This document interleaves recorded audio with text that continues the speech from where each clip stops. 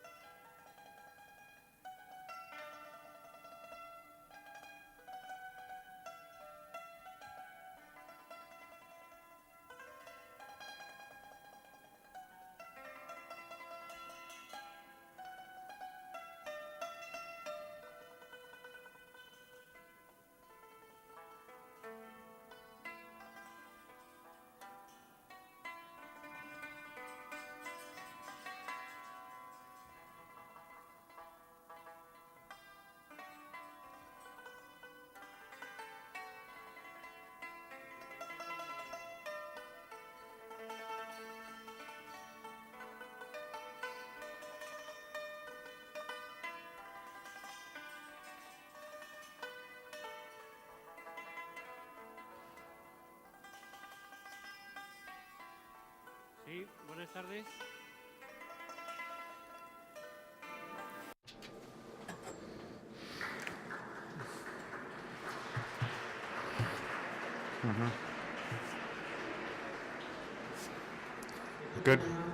Good afternoon.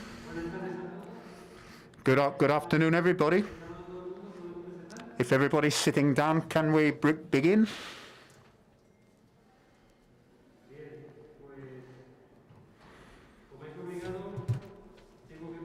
As needs must, I must begin by saying thank you for many things, but especially to the regional government of Extremadura and its presidents, the support for this project in general, and this Congress in particular. We have 4 speakers. Each of them have a lot to offer in a very wide subject, which is the subject of peace. Apart from the people you see here, on internet, we also have an exceptional authority, Shlomo ben Ami, the ex-ambassador for Israel, a very important person in the Israel-Palestine peace process. And you have him on the screen. Shlomo, good afternoon. Can you hear us? Okay, thank you very much. So when the introduction finishes, we'll start with you, and then Manuela Carmena will carry on, and then Jose Maria Vilanova, and finally the president of the regional government. As an introduction, I would like to say that few words have as many meanings as peace. Peace is a word from the family of tranquility, of quietness. Our proverbs many have peace in them. You have as much peace with you as you leave. And when we fulfill a promise or pay a debt, we say we're in peace in Spain. Or when somebody finds balance, we say that they are at peace with themselves. At this Congress, the Lumbini Foundation begins to fulfill its objectives and also its promises of bringing to Extremadura and to Cáceres, which we hope in the next 3 or 4 years will come to fruition, the aim of bringing contemporary debate to Cáceres. Therefore, we think we will be at peace, complying with our objectives. Each of the speakers has an approach which I don't know what will be exactly. It's a hypothesis which will be my first theme, to say that the process of peace, or what is peace, is different from outside to inside in the West, and from inside to the outside in the East. More people and less authorities. As a starting point, well, I've asked each of the speakers to mention a personal experience concerning peace, not an intellectual reflection, but their experience regarding some of these processes. In this sense, I will ask Shlomo to begin, ex-Israeli ambassador in Spain. If you don't know him, Shlomo has, for me, one of the most intense experiences that someone can have, not only diplomatically, and it is touching with his fingers a peace process of the most difficult in the last century, which is the peace between Israel and Palestine, a process which was truncated by the murder of Isaac Rabin, the first minister, with Shlomo as minister, was leading the process, and therefore extremely intense experience in this peace process, and this is led by the Toledo Institution for Peace, and therefore both as also in civil society, one of the people I most admire, and I think that he can give us a very genuine vision of how he considers peace processes. So Shlomo, we would ask you to start this debate with what you feel in this way.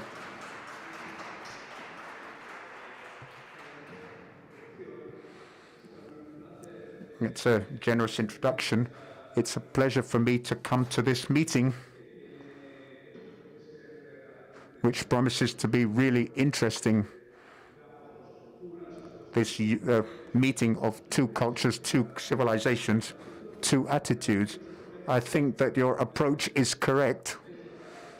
In my modest experience, I think that's the case. The West has not looked to resolve conflict as something which begins in itself, from its own soul, but rather peace has become the correct option after everything else has been exhausted, when there's no other alternative. History has seen things this way, the Arab-Palestinian conflict, without any doubt. It's an additional test of peace at home, because it doesn't reflect an internal change, but rather an attempt to seek for balance geostrategically, politically, and not a profound change of attitude. The Palestine-Israeli conflict is a conflict which has been with us now for 2 or 3 generations. It's the oldest conflict which is still open. And the global interest, it has always arisen. This has to do with the fact that although these Israelis don't admit it, it's the last colonial occupation of an entity or of a country, a Western country. Let's say that Israel is a Western country because of its culture, its economy, its tradition, which occupies a country, let's say a third world nation, occupied by a Western power. It's the last case. There are conflicts in Iran, etc. But as far as occupation goes, with everything this entails, it is probably the only occupation of a state in Western culture which exerts on a nation.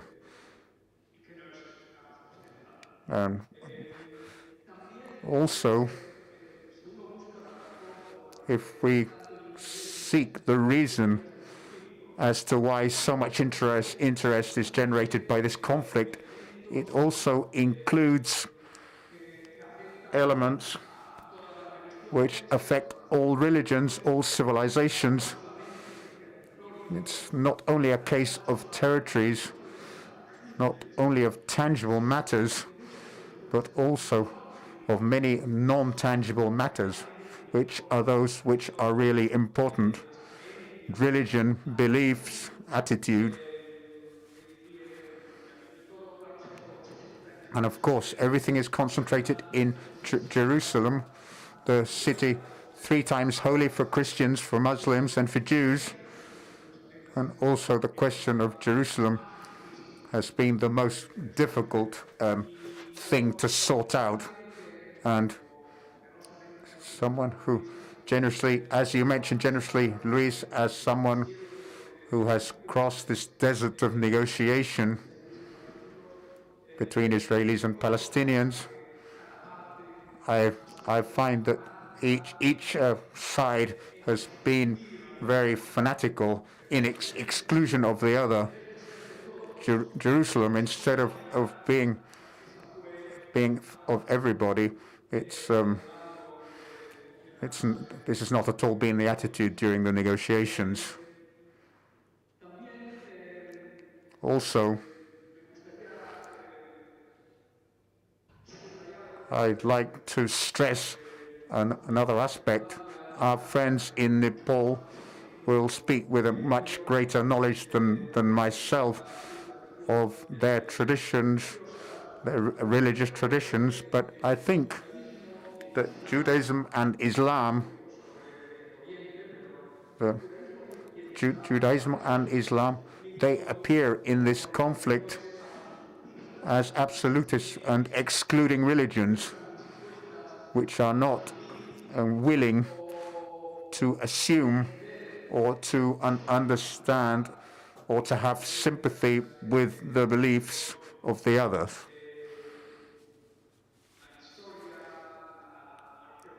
History, archaeology, which proves one thing or the other, is always rejected by the other party.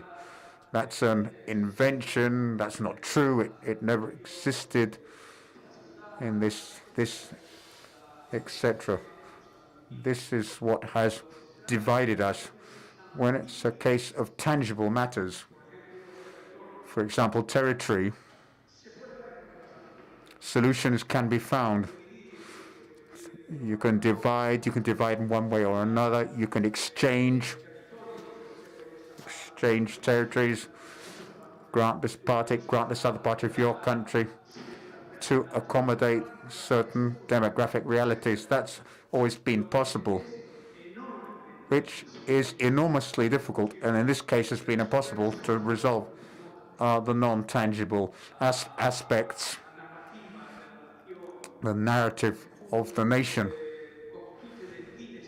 how you define yourself, always excluding the other. This has been, in my opinion, the problem. It's possible also that it may be the problem of theistic religions. They don't really try to integrate the human being with the universe and with the environment, but there are a series of rules and beliefs in the case of Islam and Judaism, which are rather rigid. And so it's not only a case of a Western country occupying an Eastern country, but also of two different religions who have been in dispute down the years. We've always been explained that to reach a peace agreement, you need to build trust. Without trust, you can't reach peace.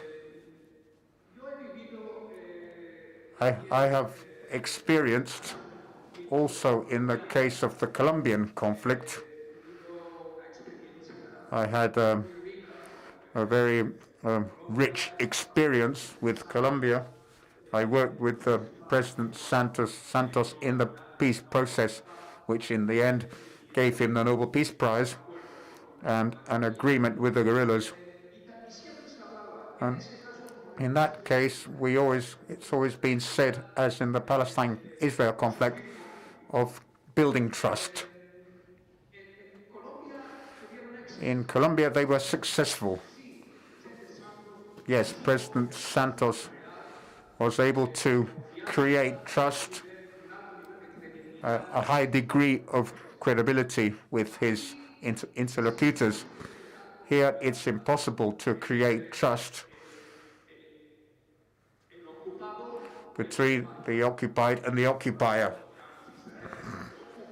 Israel is the one occupying the territories and wants to create trust with the Palestinians who are occupied. It's enormously difficult because the system of occupation in itself makes it impossible to achieve trust. And here it's a case of achieving a peace process when the occupation or practice of the occupation still persists. I'm sorry, I have to interrupt you to go on to the other speakers, but if it's not very violent for you, I'd like you to tell us about the experience of the hate in the murder of Yitzhak Rabin when you were there in that process. I'll ask you later on if you think it's interesting. Thank you very much, Shlomo.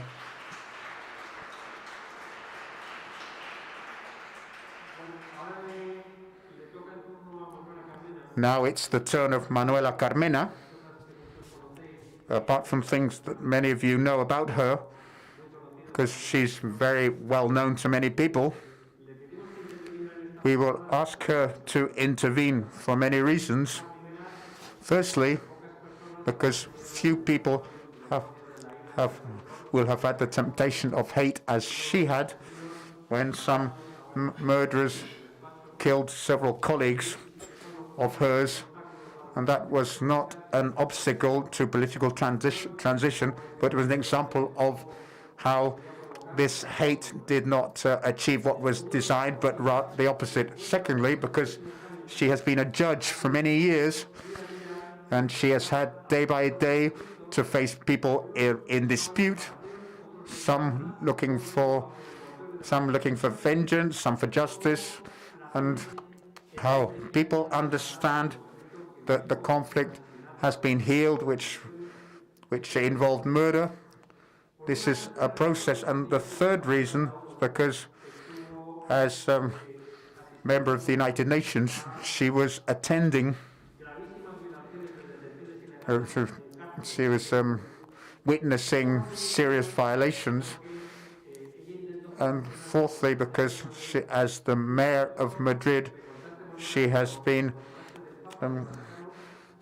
encouraging an approach, the concept of care, of it's not that I have a right because I pay my taxes, but it's an obligation to look after all the people. All these are elements which make Manuela Carmena a person of great value for telling us her experience, but also, as she always likes to surprise, she's going to bring us a couple of concepts which are fascinating and unknown. So when you're ready, Manuela.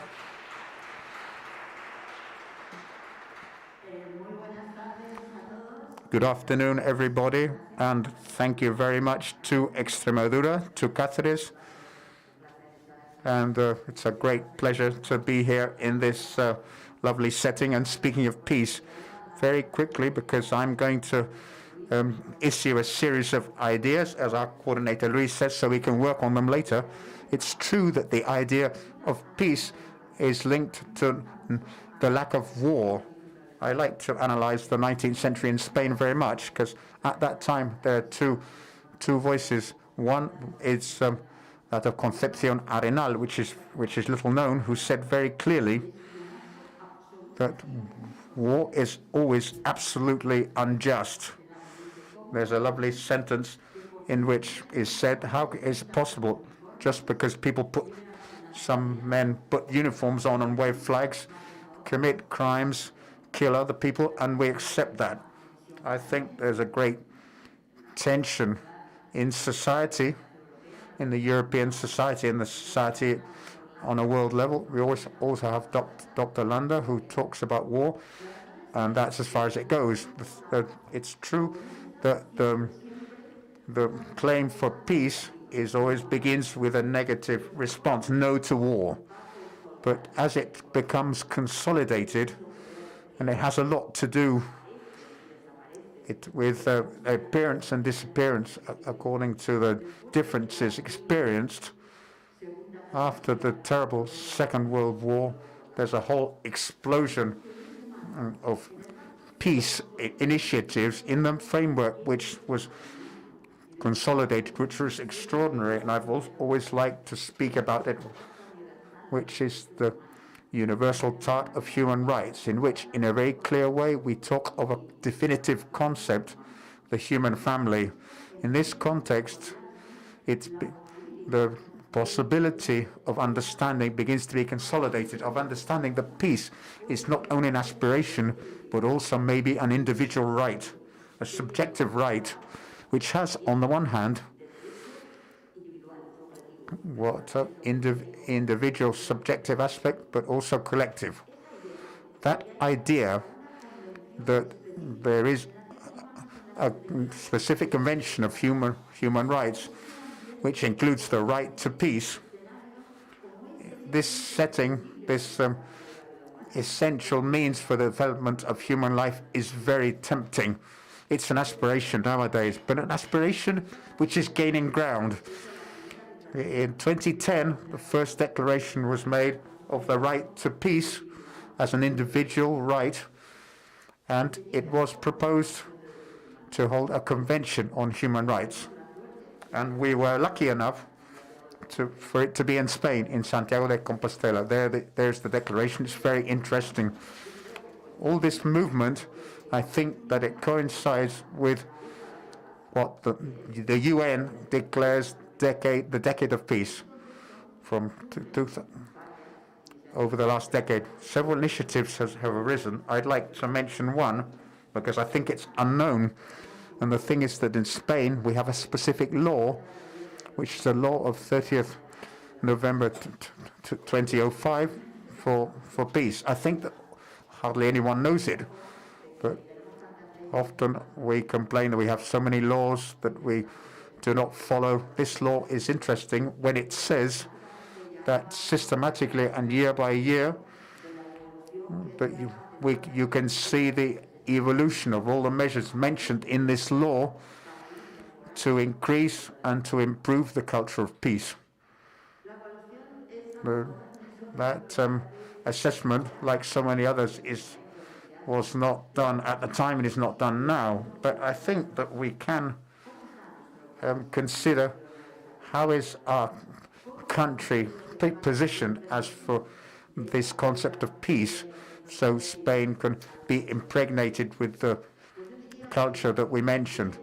I think that doing well on the one hand and not so well on the other hand. I have the impression that we are a country with our culture is a little schizophrenic.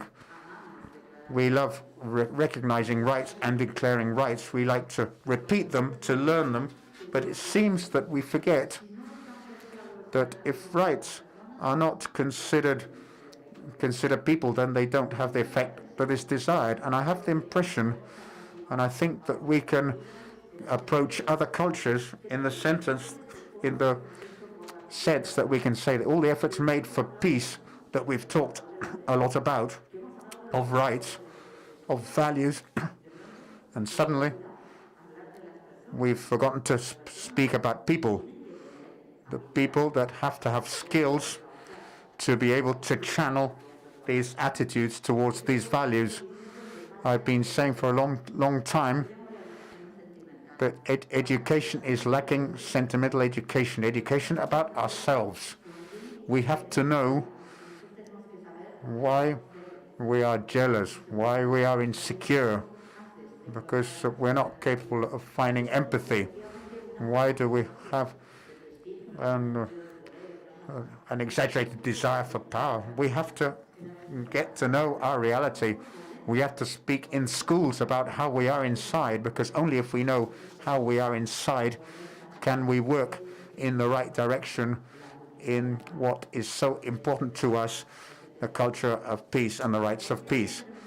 When I heard the previous talk, that essential approach of seeing how, to what an extent we as religions separate us, I think that we are essentially a lay country,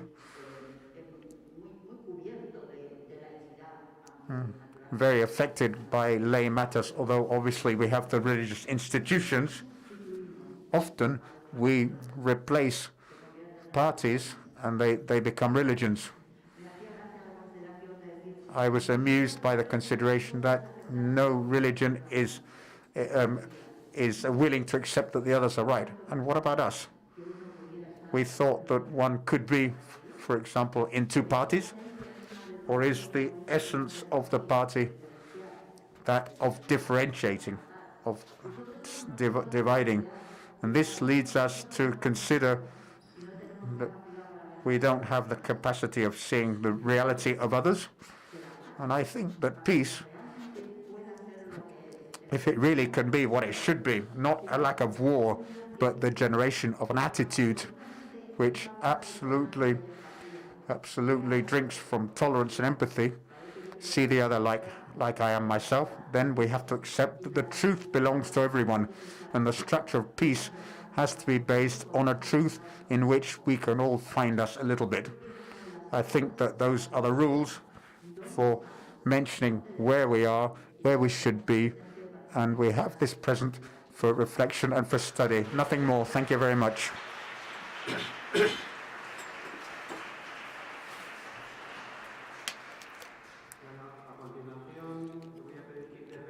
Next, I'm going to ask for the intervention for one of the people who's responsible for us being here, José Manuel Vilanova, who has encouraged this from the beginning with travels to Asia, generating trust and credibility, looking for the support in Spain and elsewhere for this project. It has a lot to do with respect for nature. Now he'll talk us about the origin of the project. And the first aspect is the signing this afternoon with the Vice-Chancellor of University, which is a milestone, which is very hopeful. So we need to make the best of it. José Manuel, when you're ready. Good afternoon. I'm delighted to be in this lovely country, part of the country. I've never felt the blood of Extremadura with so much strength as I do now, because my maternal grandfather is from Cáceres, and my maternal grandmother from a village in Badajoz. So since I've been with this project in this fantastic region, I feel it stronger inside myself. I feel loved and supported by all of you, and I'd like to thank you at the moment for all the support that I'm getting from you, because this project is not a simple one. It's complex, but very interesting. So we are talking today about peace. So how can I talk about peace? I'm not a politician. I don't have experience. I'm not a man of institutions. We're talking about the approach of my colleagues here today regarding peace. But I can talk about how I've acquired my inner peace and how I've come to be here with this project.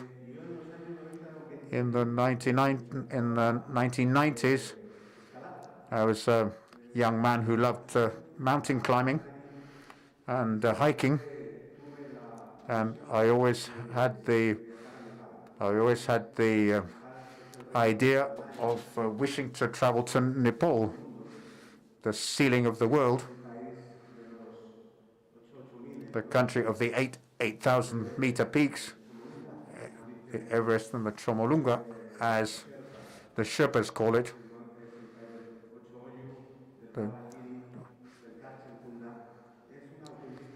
These peaks of a genuine nature, when one sees these mountains of 8,000 meters, then one is astounded, amazed, and this inspires authentic inner peace. When I reached Nepal in the 90s, I found a conflict, a war, a civil war. I was with my adventurous spirit, and I found a country with its own personal problems, as it were. I was very struck by this because it was a country seeking for its freedom, its peace, reaching democracy, and having its own personality. And what most struck me in this internal conflict was such a beautiful country with age-old history, an incredible culture of peace,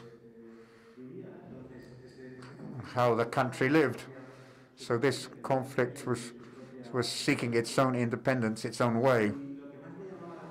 And I was also surprised that with all the problems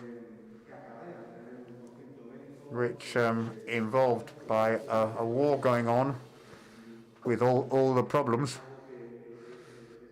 it's something that's heartbreaking. But a country always with a big smile. It's people, simple people with a smile that touches your soul. There's something special in this country, because I haven't found this in the other countries which I've visited, and I've traveled a great deal.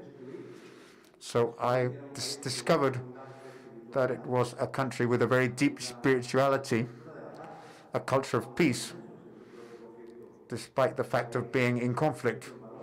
A country rich in values, a country with traditions, rich in history, and a country which, when one arrives, one feels amazed. So I was lucky enough to discover a wonderful person who was the Sherpa,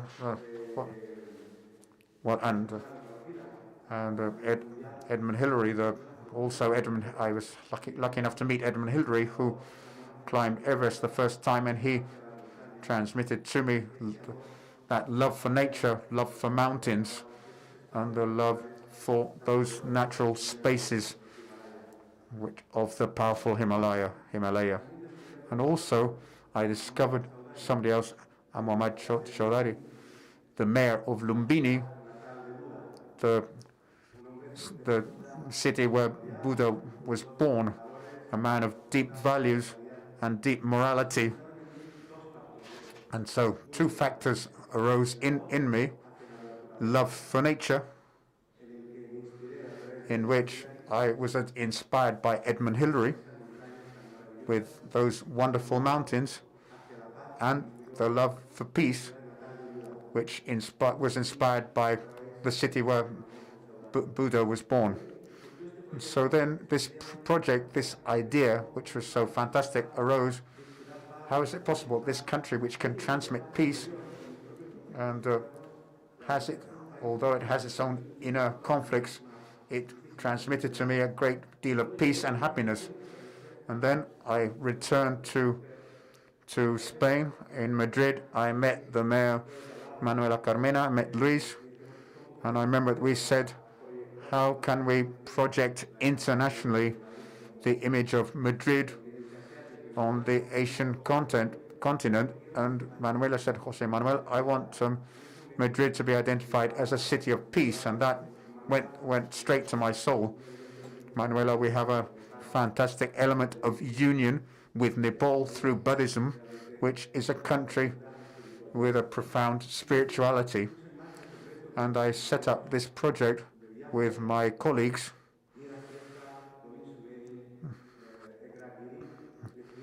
We decided together to create the Lumbini Garden Foundation, and we decided, so to speak, to export the idea of this country of peace, this philosophy of peace, through the foundation.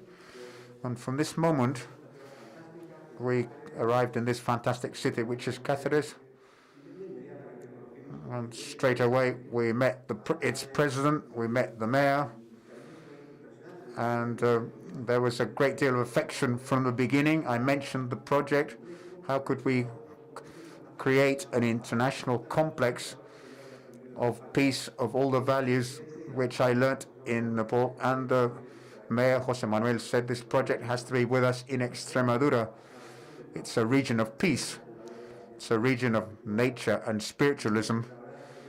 And since I met those in charge of the institutions of the project, I said, we have to have this project here in this region. And so, as you know, we started it. We set up the project, all this initiative, which you've been able to visualize.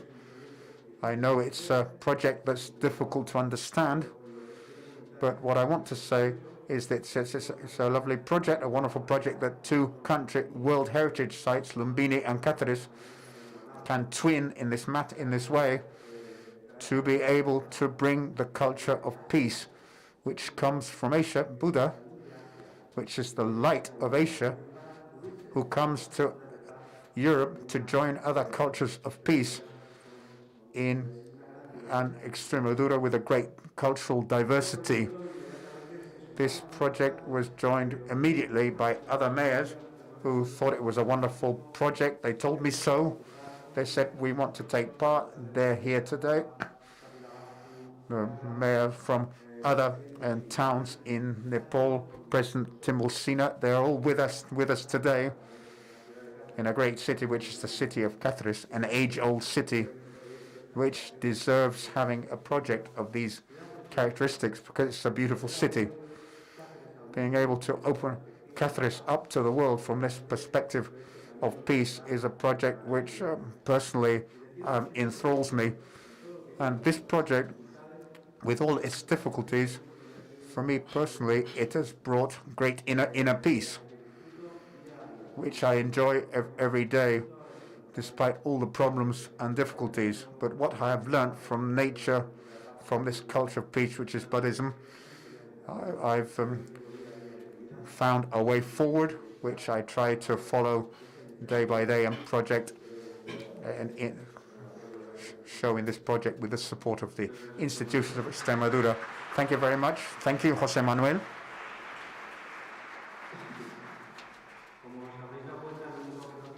As you will have realized, I'm the only one who doesn't have peace in this room because as a moderator, I have to organize here. So let me acknowledge the Luis Anaya, the mayor, is convalescent. We wish him speedy recovery. Our next talk will be from the President of the National Assembly of Nepal, Mr. Timilsina. From beyond his authority as an institution, if you want to know about his vision of peace, I asked people who knew him, and José Manuel gave me a rough idea. I think it's interesting to know him. Our guest took an active role in a terrible civil war which arose between 1996 and 2006 in Nepal, not very well known in Spain, with thousands of dead, to defeat an absolute monarchy which should have been constitutional, and he was in jail for 6 years, so he knows conflicts well, and hate and confrontation, and how to overcome them. And also he has had the support of his fellow citizens to be the president of the assembly, and now he is the leader of a country which feeds on intangible matters, so that this project can be a success from the beginning. Thank you, Mr. Timilsina. मुख्यमन्त्रीज्यू, कोतरेस डिपुटासियोनका अध्यक्षज्यू, कोतरेसका कार्यवाहक मेयरज्यू, म्याड्रिडका पूर्व मेयरज्यू, स्पेनका पूर्व प्रधान न्यायाधीशज्यू, नेपालको मेरो भ्रमण टोलीका सदस्यहरू, फाउन्डेसनका सबै सदस्यहरू, Buddhist एसोसिएसनका युरोपका अध्यक्षज्यू, उपस्थित सम्पूर्ण महिला तथा सज्जनवृन्द, शान्ति र लोकतन्त्रका सम्बन्धमा आफ्नो अनुभव यहाँहरू समक्ष राख्न पाउँदा मलाई अत्यन्त खुसी लागेको छ। नेपालको शान्ति प्रक्रिया र लोकतन्त्रका बारेमा नै यहाँहरूको जिज्ञासा हुन सक्दछ। नेपालको लोकतान्त्रिक आन्दोलनको चर्चा गर्दा दुई फरक विचारधारा भएका पार्टीहरूको भूमिका र नेतृत्व निर्णायक रहिआएको छ। शान्ति र लोकतान्त्रिक यात्रा आधुनिक राष्ट्र राज्यका रूपमा नेपालको एकीकरण संसारका अन्य धेरै देशहरूमा जस्तै तत्कालीन राजाको नेतृत्वमा भएको हो। तर नेपालले 104 वर्षको जहानिया राणा शासन झेल्नु पर्यो। शिक्षा र चेतनाको धीमा विकाससँगै राणा शासन विरुद्ध सङ्गठित हुन सुरु गरेका युवाहरूले समयक्रममा साम्यवादी र उदार प्रजातन्त्रवादी आन्दोलनको विकास गरेका हुन्। 22 अप्रिल 1949मा स्थापना भएको नेपाल कम्युनिस्ट पार्टी साम्यवादी विचारधारा र 9 अप्रिल 1950मा स्थापना भएको नेपाली काङ्ग्रेस पार्टी प्रजातान्त्रिक समाजवादी विचारधारा, यी दुई फरक विचारधारा भएका पार्टीहरू भए पनि जहानिया राणा शासनको अन्त्य र बहुदलीय प्रजातन्त्रको स्थापना गर्ने एउटै साझा लक्ष्य थियो। यी दुई विचारधाराका पार्टीको अगुवाईमा 18 फेब्रुअरी 1951मा राणा शासनको अन्त्य गरी प्रजातन्त्रको स्थापना गर्न सफल भयौँ। 18 फेब्रुअरी 1959मा पहिलो संसदीय निर्वाचन सम्पन्न भयो। पहिलो आम निर्वाचन 2/3 भन्दा बढी सिट जित्न सफल नेपाली काङ्ग्रेस पार्टीका नेता विश्वेश्वर प्रसाद कोइरालाको नेतृत्वमा सरकार गठन भयो। तत्कालीन राजा महेन्द्रले 15 डिसेम्बर 1960मा कोइराला नेतृत्वको पहिलो जननिर्वाचित सरकार अपदस्थ गरी सम्पूर्ण शासन आफ्नो हातमा लिए। नागरिक अधिकार र दलहरूमाथि प्रतिबन्ध लगाउँदै सैनिक शक्तिको आडमा उनले शासन गरे। शासनलाई केही पछि पञ्चायती व्यवस्थाको नाम समेत दिइयो। राजाको निरङ्कुश शासन व्यवस्थाको विरुद्ध नेपालका कम्युनिस्ट पार्टी र काङ्ग्रेस पार्टीले अलग अलग सङ्घर्षहरू सुरु गरे। आम रूपमा शान्तिपूर्ण सङ्घर्ष भए पनि कम्युनिस्ट र काङ्ग्रेस दुवै पार्टीहरूले फरक समयमा सशस्त्र सङ्घर्ष समेतको प्रयास गरे। अलग अलग सङ्घर्षबाट सफलता प्राप्त गर्न नसकेपछि नेपाली काङ्ग्रेस र हालको नेकपा एमाले सहित 7वटा कम्युनिस्ट पार्टीहरूको संयुक्त जनआन्दोलन सञ्चालन गरी 8 अप्रिल 1990मा बहुदलीय व्यवस्थाको पुनर्स्थापना गर्न सफल भयो। प्रजातन्त्रको पुनर्स्थापना पश्चात 12 मे 1991मा भएको आम निर्वाचनमा नेपाली काङ्ग्रेस पार्टीले नै बहुमत प्राप्त गर्यो। नेपाल कम्युनिस्ट पार्टी एमाले प्रमुख प्रतिपक्षको रूपमा रह्यो। संसदमा तत्कालीन संयुक्त जनमोर्चा सहितका साना वामपन्थी दलहरूको पनि उपस्थिति थियो। 15 नोभेम्बर 1994मा भएको मध्यावधि निर्वाचनमा नेकपा एमाले संसदमा सबैभन्दा ठुलो दलका रूपमा स्थापित भयो। एमालेका तत्कालीन अध्यक्ष मनमोहन अधिकारी प्रधानमन्त्री र वर्तमान प्रधानमन्त्री केपी शर्मा ओली गृहमन्त्री रहनुभएको नेपालको पहिलो जननिर्वाचित वामपन्थी सरकारले छोटो समयमा नै जनकल्याणकारी र लोकप्रिय काम गर्न सक्यो। जम्मा 9 महिना मात्रै टिकेको पहिलो वामपन्थी सरकारको उपलब्धिका रूपमा सामाजिक सुरक्षा, वृद्ध भत्ता, जनसहभागितामूलक विकास र विकेन्द्रीकरण, आफ्नो गाउँ आफै बनाऊ कार्यक्रमले आज पनि निरन्तरता पाएका छन्। शान्तिपूर्ण प्रतिस्पर्धाको माध्यमबाट एउटा वामपन्थी दल सरकारमा र प्रमुख प्रतिपक्षको हैसियतमा काम गर्न सक्न पाउने वातावरणकै बीच तत्कालीन माओवादीले 13 फेब्रुअरी 1996मा संसदीय व्यवस्थाका विरुद्ध सशस्त्र आन्दोलनको घोषणा गर्यो। 10 वर्षसम्म भएको उक्त हिंसात्मक आन्दोलनमा 13,246 भन्दा बढी नेपालीको ज्यान गयो भने सयौंको संख्यामा बेपत्ता नागरिकको खोजबिन कार्य अझै बाँकी छ। द्वन्द्वमा हजारौं नागरिक आन्तरिक रूपमा विस्थापित छन् भने हजारौं सर्वसाधारण समेत घाइते र अपाङ्ग भएका छन्। शस्त्र द्वन्द्वका कारण देशको विकास बजेट समेत सुरक्षामा खर्चिनुपर्ने अवस्था मात्र आएन, भौतिक पूर्वाधारमा समेत ठूलो क्षति हुन पुग्यो। देश शस्त्र सङ्घर्षले आक्रान्त भएकै समयमा तत्कालीन राजा ज्ञानेन्द्रले 1 फेब्रुअरी 2005मा कोसाईको मार्फत शासन आफ्नो हातमा लिए। राजाको निरङ्कुश कदम विरुद्ध संयुक्त आन्दोलन सुरु गरेका मूलधारका राजनैतिक दलहरू र सशस्त्र विद्रोही माओवादीहरूका बीच नयाँ खाले समझदारी निर्माण भयो। उक्त ऐतिहासिक 12 बुँदे समझदारीमा देशमा शस्त्र द्वन्द्वको अन्त्य, राज्यको पुनर्संरचना र संविधान सभा निर्वाचनको मार्गचित्र उल्लेख थियो। मार्च अप्रिल 2006को शान्तिपूर्ण आन्दोलनको बलमा पुनर्स्थापित प्रतिनिधि सभाले तत्कालीन राजाका सम्पूर्ण अधिकार कटौती गर्यो। लोकतान्त्रिक सरकार र विद्रोही माओवादीको बीच 21 नोभेम्बर 2006को बृहत शान्ति सम्झौता अनुसार हतियार व्यवस्थापन र लडाकु व्यवस्थापनको काममा संयुक्त राष्ट्रसङ्घीय मिसन अनमिनको सहयोग रह्यो। 10 वर्षे शस्त्र द्वन्द्व व्यवस्थापन मूलतः नेपाल र नेपालीको आफ्नै अग्रसरता र मौलिक ढाँचामा सम्भव भएको हो। अन्तरिम संविधान मार्फत पुनर्स्थापित संसदमा विद्रोही माओवादीका प्रतिनिधि समेत थप गरी अन्तरिम व्यवस्थापिकाको गठन गरिएको थियो। उक्त अन्तरिम व्यवस्थापिकाले अन्तरिम संविधान संशोधन गरी संविधान सभाको पहिलो बैठकबाट कार्यान्वयन गर्ने गरी देशलाई सङ्घीय लोकतान्त्रिक गणतन्त्र घोषणा गरेको हो। तदनुरूप गणतन्त्रको कार्यान्वयन संविधान सभाको पहिलो बैठक 28 मे 2008 मा भएको हो। संविधानले राज्यको पुनर्संरचना गरी केन्द्र 7 प्रदेश र 753 स्थानीय सरकार रहेको सहयोगात्मक सङ्घीय प्रणाली स्थापना गरेको छ। संविधान अनुरूप तिनै तहमा निर्वाचित सरकारहरूले आफ्नो पहिलो 5 वर्ष कार्यकालको आधाभन्दा बढी समय पुरा गरेका छन्। स्थानीय निर्वाचनमा कतिपय स्थानमा नेपाली काङ्ग्रेस र माओवादीले गठबन्धन गरे पनि त्यसका विरुद्ध एक्लै प्रतिस्पर्धा गर्दा पनि पहिलो स्थान प्राप्त गरेको नेकपा एमाले संसदीय निर्वाचनमा भने माओवादी केन्द्रसँग गठबन्धन गरेको थियो। चुनावी गठबन्धन पार्टी एकतामा परिणत भए पनि सर्वोच्च अदालतको पछिल्लो फैसला अनुसार हाल नेकपा एमाले र माओवादी केन्द्र संसदको क्रमशः पहिलो र तेस्रो स्थानमा छन्। प्रमुख प्रतिपक्ष नेपाली काङ्ग्रेस सदनको दोस्रो र जनता समाजवादी पार्टी चौथो शक्ति हो। सदनमा नेमकिपा, राष्ट्रिय जनमोर्चा जस्ता साना वामपन्थी दल र राप्रपा जस्तो दक्षिणपन्थी दलको पनि उपस्थिति छ। संवैधानिक व्यवस्था अनुसार नै सदनमा महिलाको 33% प्रतिनिधित्व सुनिश्चित गरिएको छ। स्थानीय तहमा निर्वाचित जनप्रतिनिधिहरूमध्ये 40% महिलाहरू छन्।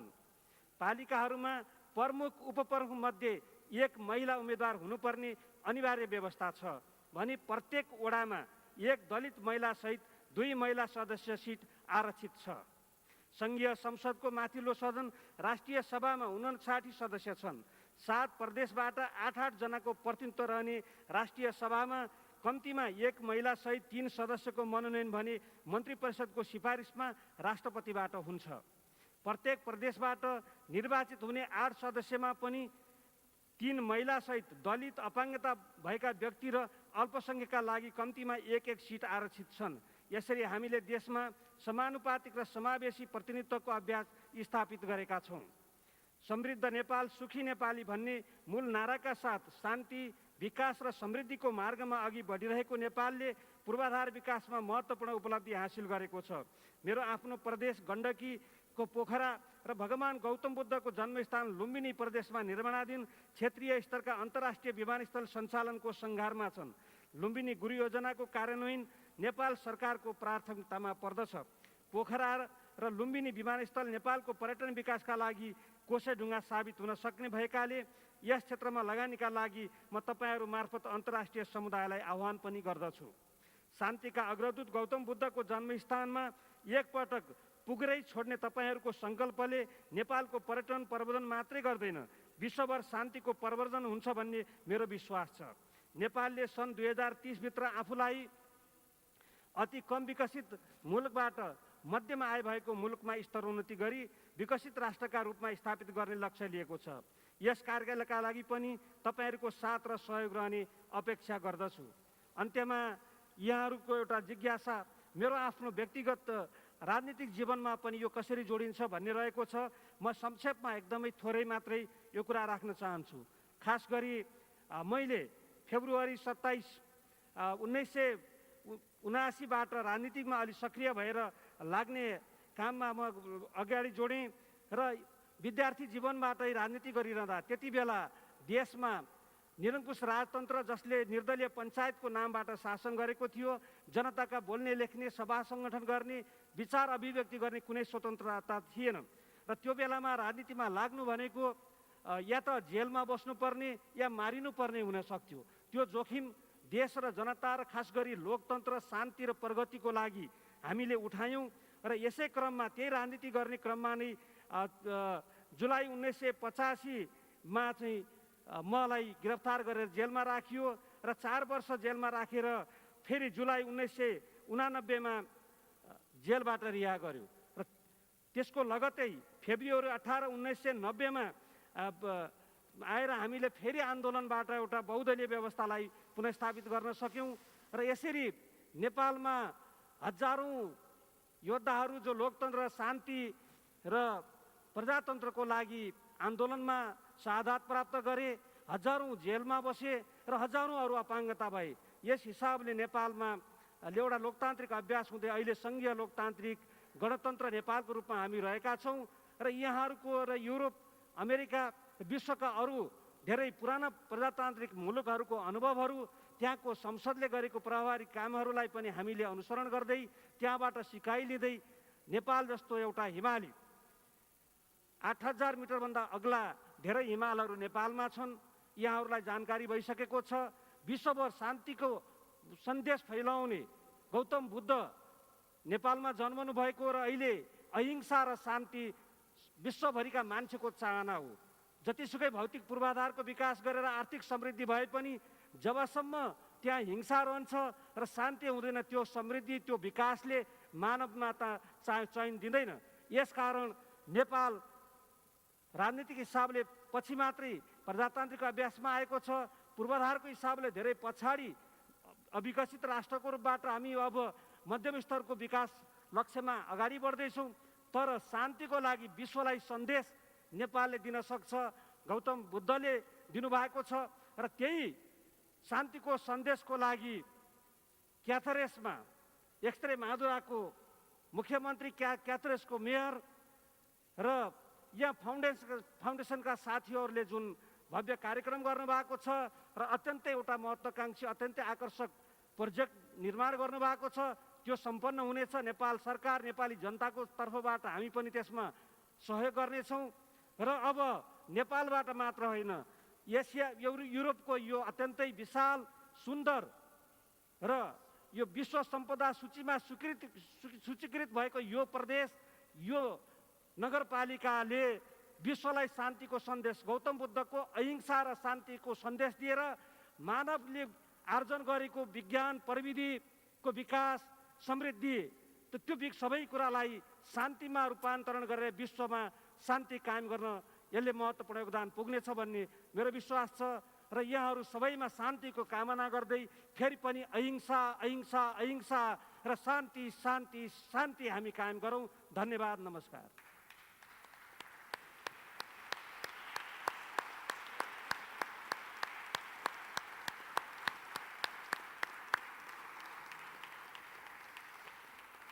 Muchas gracias, señor presidente. Thank you very much, President. Thanks to your talk, we know a little more about the history of your country, the suffering, the results. Also, we have with us the ambassador from Nepal. Thank you very much for being here.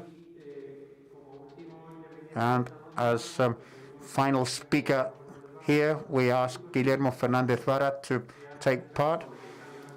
We suppose that politicians devote a great deal of their energy to managing conflicts.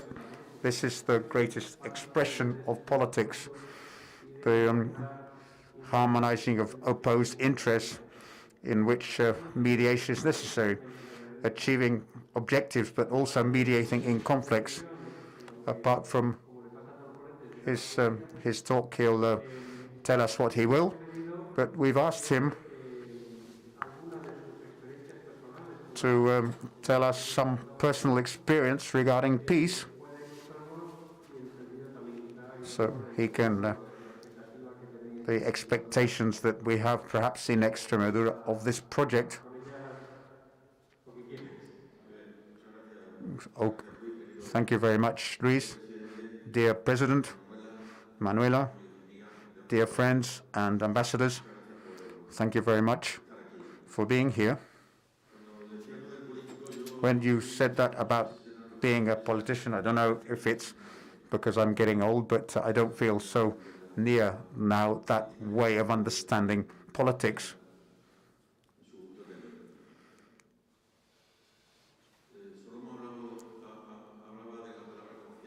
We talked about the word trust, Manuela did. The word respect. José Manuel talked about cultures. President Timilsina spoke of history. Yeah, I'll put in the word respect with a needle, sewing it in there so it won't come out.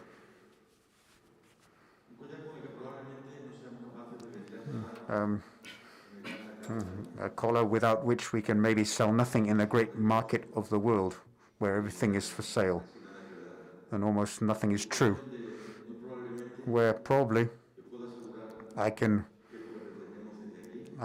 ensure which we hope from here, that Cáceres will make its contribution here to this project. There's going to be a huge statue of Buddha, because today we're here talking about food. We're not talking about fashion. We're not talking about advertising, but things that have real value. Because we're talking about the principles of ethical values which make society better, more dignified and fairer, which everything else, peace, great Buddha, will be not causes but consequences. When I was called by the ministry, then Jose Manuel had to go secondly, because if somebody wants to bring to Spain a boat full of precious metals, probably that would be no problem. But if we had to demonstrate what we wanted to bring here, when I said that basically it was a subject that was about to begin, some people didn't understand anything about what we wanted to do. So it's a project today, because the essential base of this project is that from Cáceres we see the debate in Extremadura and in the world. And this debate means that we can speak about different things, and we can do this trying by this to insert elements and new questions. This is what we're talking about. The world needs answers.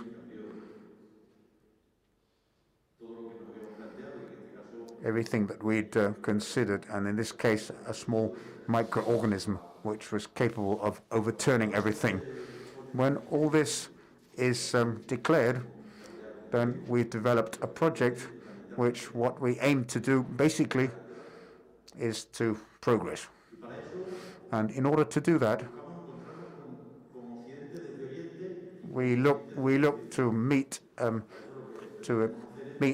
have the West and the East meet, essentially, as Manuela said, to put ourselves in the place of the other.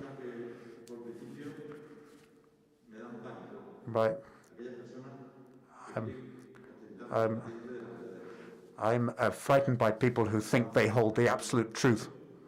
The older I get, the more I doubt and the more knowledge I gather, because I am capable of doubting, of understanding a lot more of people who don't think as I do, capable of looking for light in the dark and not of thinking that everybody else is always wrong, of course. And this is missing in the world. Multilateralism is not in danger because there's been a madman acting as the sentinel of the West, because in many parts of the world they have the same discourse. I say it in Spain. It's not a case of what the independence people say. Permanent borders are being established, and some, if they could, would build a border around their village. Because sometimes we criticize in other people what we cannot look at in others. So I think this is a project which, to understand it, we need to understand that this gentleman, President of the National Assembly of Nepal, and I, President of this region, have decided to look to the future together. And look, what does this mean? It means that I can put myself in his place and he in mine. What can we receive? Nobody asked what we can give. What is this going to be for Cáceres, for Extremadura and Spain? And what is it going to be for them? We always say, what are we going to win from this? maybe we win. Not everything is always quantifiable. It's just putting ourselves in a position of reference in which we are capable of having a different discourse, because we want this to be what we can contribute to the world, to build a better and fairer one. I was lucky enough early on in my political career that with Juan Carlos Rodríguez Ibarra commissioned of me the development of Extremadura.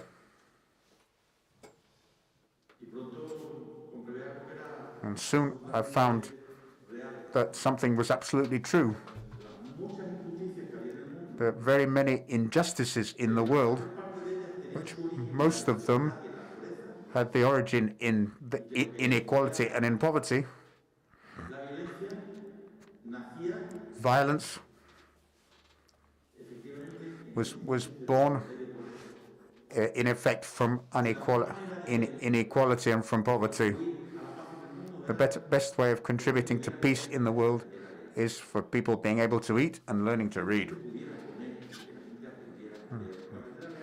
Because learning to read is not just putting the letters together. It's then reading what other people say and being able to understand them and analyze them in a critical manner. Going little by little, being aware that what is behind the poverty of Sierra Leone, when in Spain 2 of every 1,000 children didn't reach their first birthday. In Sierra Leone it's 300. This was the portrait, the headline, but behind that there was an absolute abandonment by the international community and by anything not associated with prosperity of the developed world. And possibly we are the region in Spain with the lowest production, but we can be better citizens, especially if something we needed we were lacking. And if that was to contribute to improve others, fighting against inequality, to have coexistence in peace, it was worth it.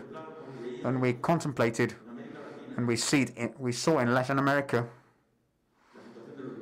the situation of native people, of deep injustice, which then from here is assessed in such a frivolous manner and in such a lack of depth.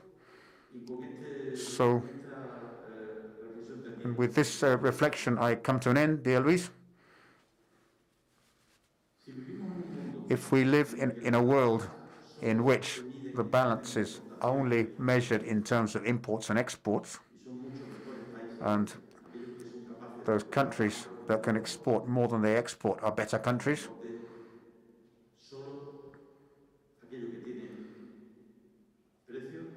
only what has a price is important. This is a very serious mistake. We must realize, or we add this, or we add the other. The value which we can bring in reflections today, what this project may mean after this Congress, others will come, and we will speak about the balance of relations. We will speak about peace and of happiness and of education and of the parliamentarism in the 21st century, what it means in the world of the pandemic, of the huge crisis of representativity. Why does this exist in the world? Because nobody believes in anything. Because if we've sold the idea that everything has a price, then the idea is that everything can be bought. Honesty can't be bought. Peace can't be bought. It's built.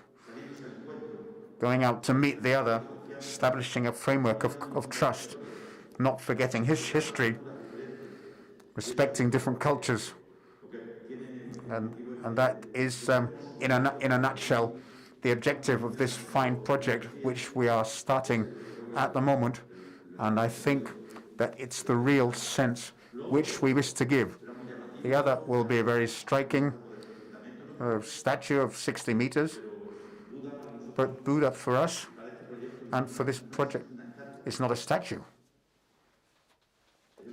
It's respect, the encounter, history and culture. And for some it will be spiritual, for other cultural, for other touristic. We will see what we all gain from this, but the sum has to be that Cáceres contributes to elevate the debate between Spain and the world. That's simple. Thank you very much.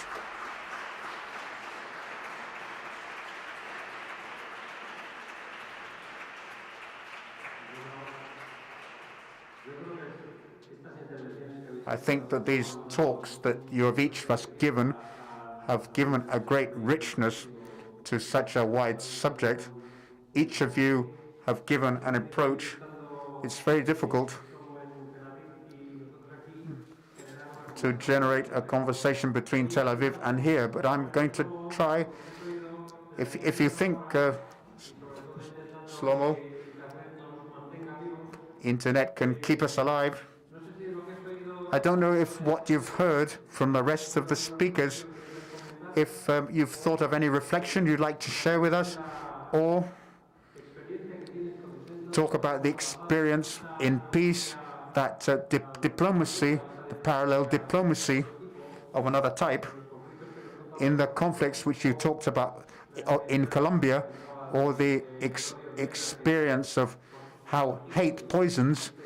I imagine that you were able to appreciate when Isaac Rabin was murdered, or anything you want to say, you have the floor.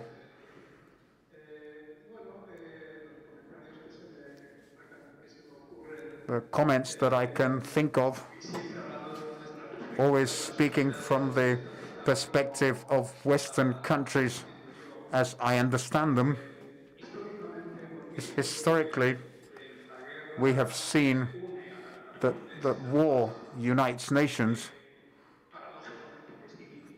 paradoxically. This can explain, for example, the murder of Lincoln in the United States, that of Kennedy, because they tried to establish a new order and they were finally murdered by fanatics. I think that that's a lesson which perhaps other latitudes can teach. Why does peace divide? Because everybody wants peace. They think what the Americans call free lunch, and you don't have to pay.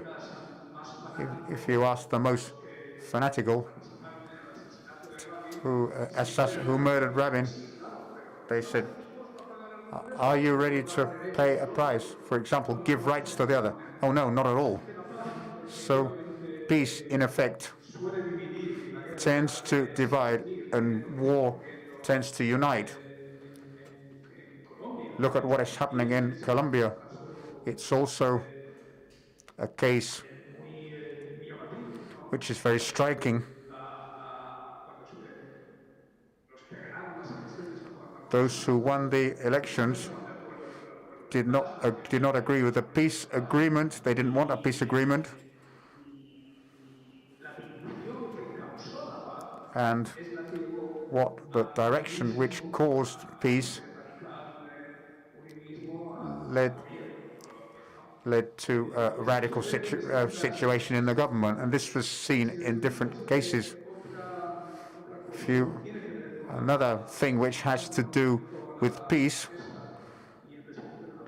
and the president, as the president said of the regional government, it's how to relate peace to justice.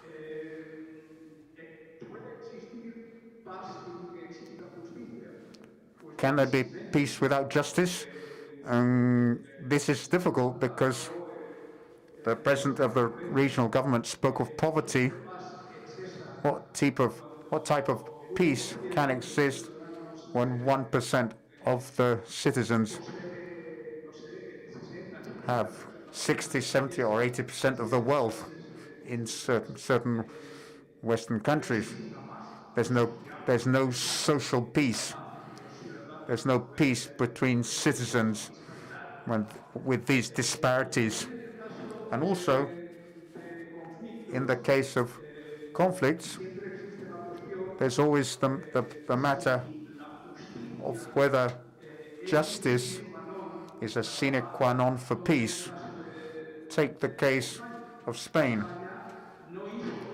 Spain didn't do justice with those who carried out the Franco regime. We had a transition, and South Africa, for example, did not bring to justice those of the black minority over the years. They went to peace without justice because they thought that if justice was done, this would be an obstacle for peace.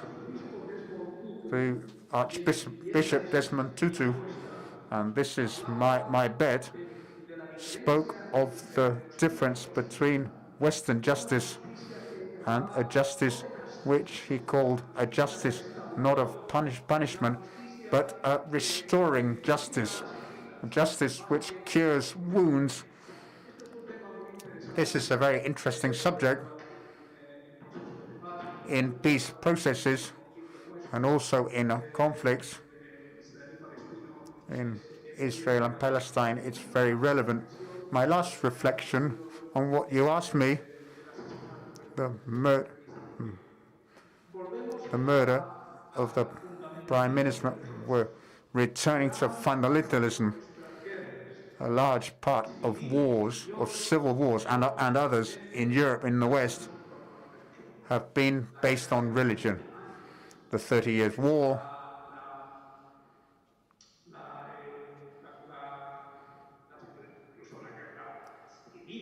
even the Spanish Civil War, in a way, had religious basis and division between the religious faction, President, Council of Ministers. So therefore, religion was central to the conflict. If we are not capable of assuming the beliefs of others, of having sympathy with the other, maybe he's not right, but he has the right to believe what he will. So fascism is dead as a regime, as has communism, but what remains as an ideology is truly religion.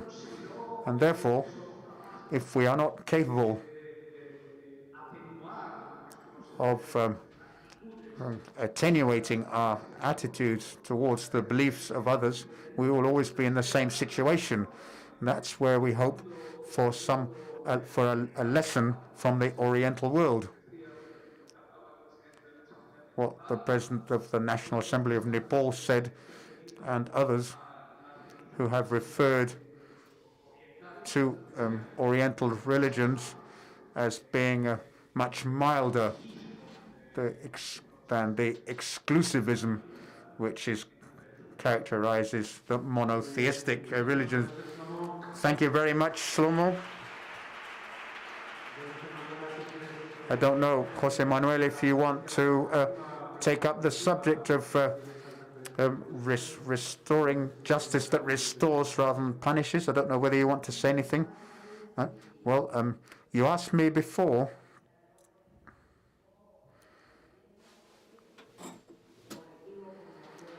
a group such as ours, we had this experience. A certain night we found that 50% of your colleagues were murdered, and to find that we all were about 20 years old and their life finished. when you see that you have enjoyed your life and others haven't because of a brutal decision, because somebody decided to shoot and kill. And as from there you say, and why does this engender hate, or why does it not? There is where I'm very interested in insisting that we need to study the human being to get to know how we operate. Because as hate may arise in an individual, there may be individuals who manage not only to avoid hate, but also to become anti-hate. They manage to end the hate of others. This is where I stress greatly that for any peace policy, the instrument of the policy is the human being. We can insist on values, repeat them, study them, but it's ourselves who have to analyze why hate arises, why we hate and why we do not.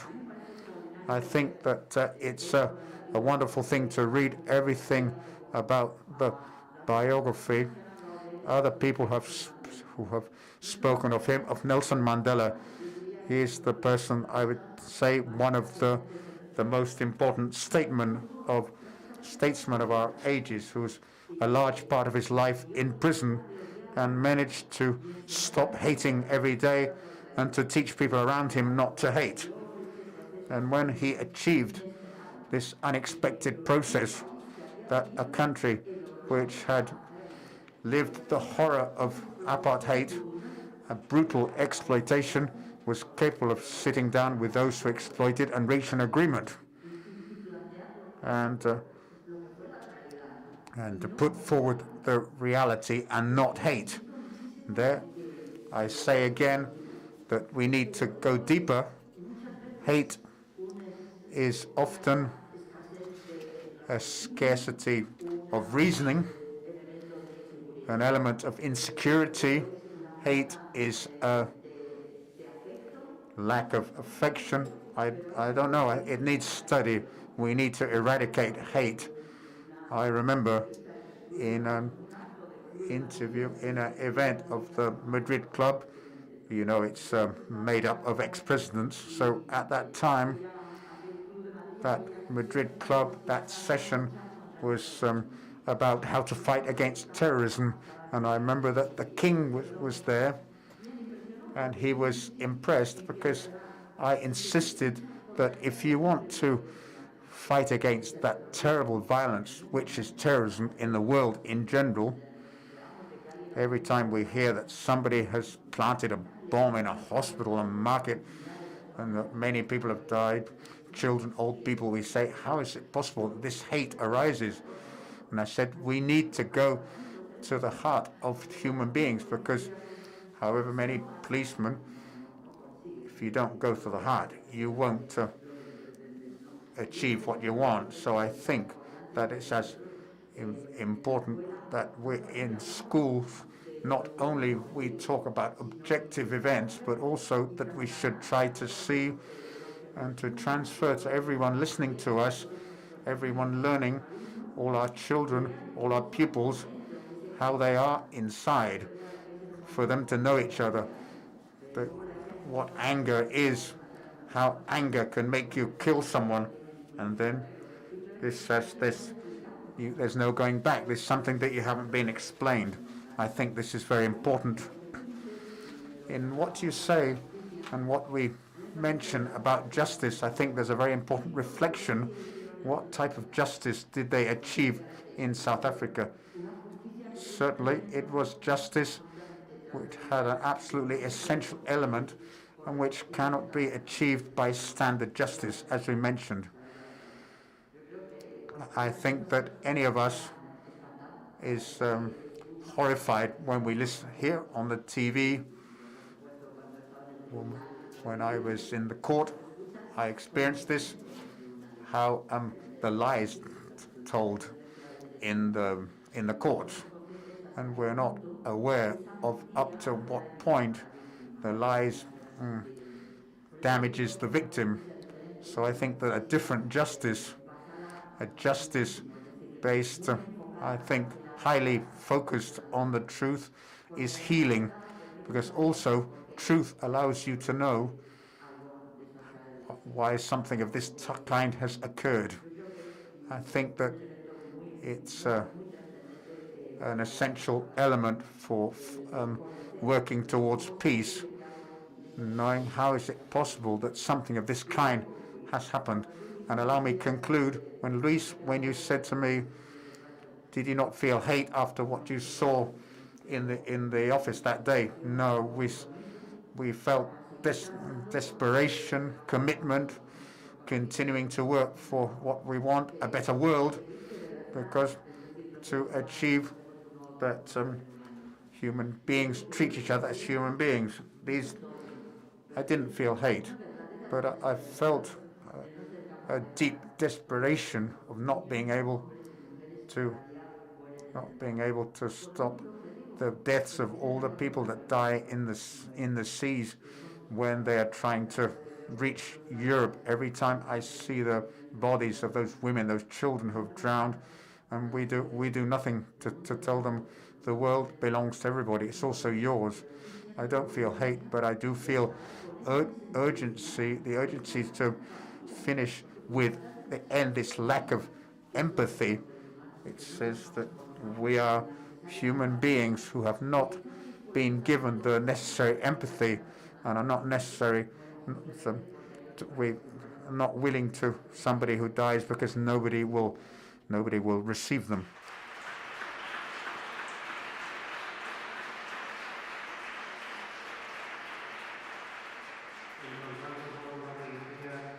And so to link up with what you said about the Declaration of Human Rights, and then somebody, part of our family, dies in every shipwreck.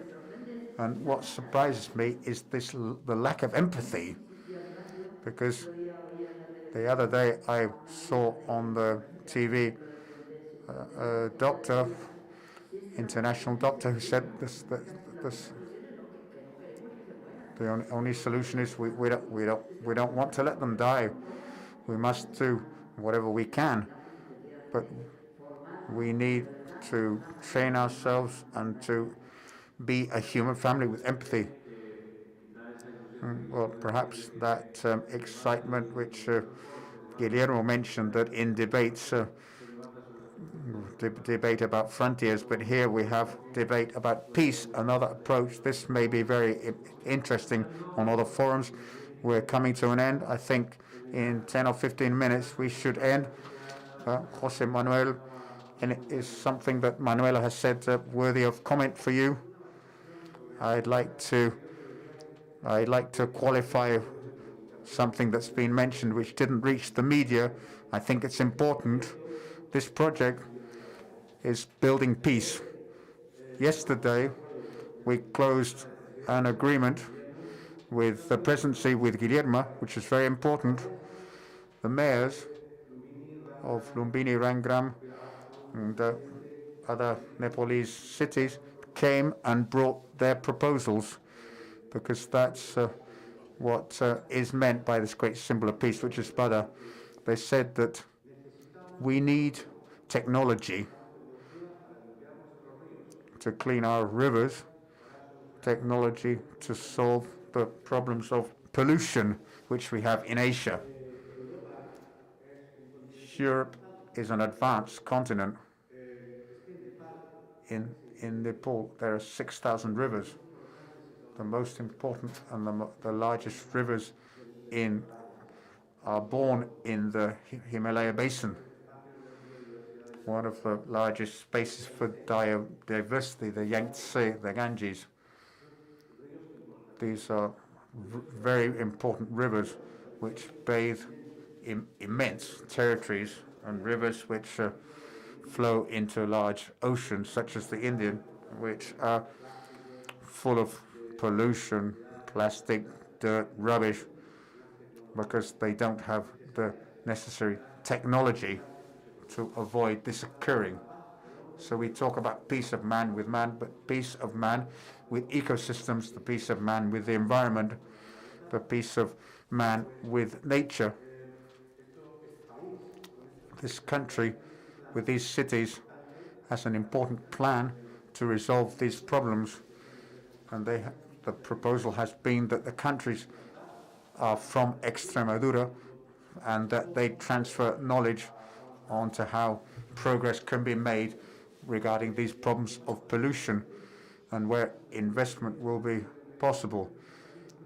This has not reached the media. The other day, President Timilsina said, Jose Manuel, we have 9 national parks of great importance, of Saramata, one of the most important in the world. Everest, Spain has 24 national parks.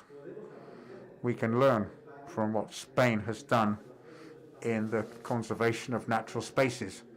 We need you to teach us to preserve our own ecosystems. This was signed yesterday in the office of the President. A hospital is being built in Lumbini. They need medical technology. We're going to visit these days the hospital here in Cáceres, and we're going to speak about the possibility of it being companies from this region, from Extremadura, who give this technology, so this Asian country, and that's trust, isn't it? That's trust, that's international cooperation, and also peace building. In other terms, this was signed yesterday. This is what the Great Buddha brings, which doesn't exist yet. Oh, well, thank you very much. I think to end, I don't know, before passing the floor to President Timilsina, is there anyone who's going to have an ulcer tonight if they can't ask a question? There's something that eats them inside.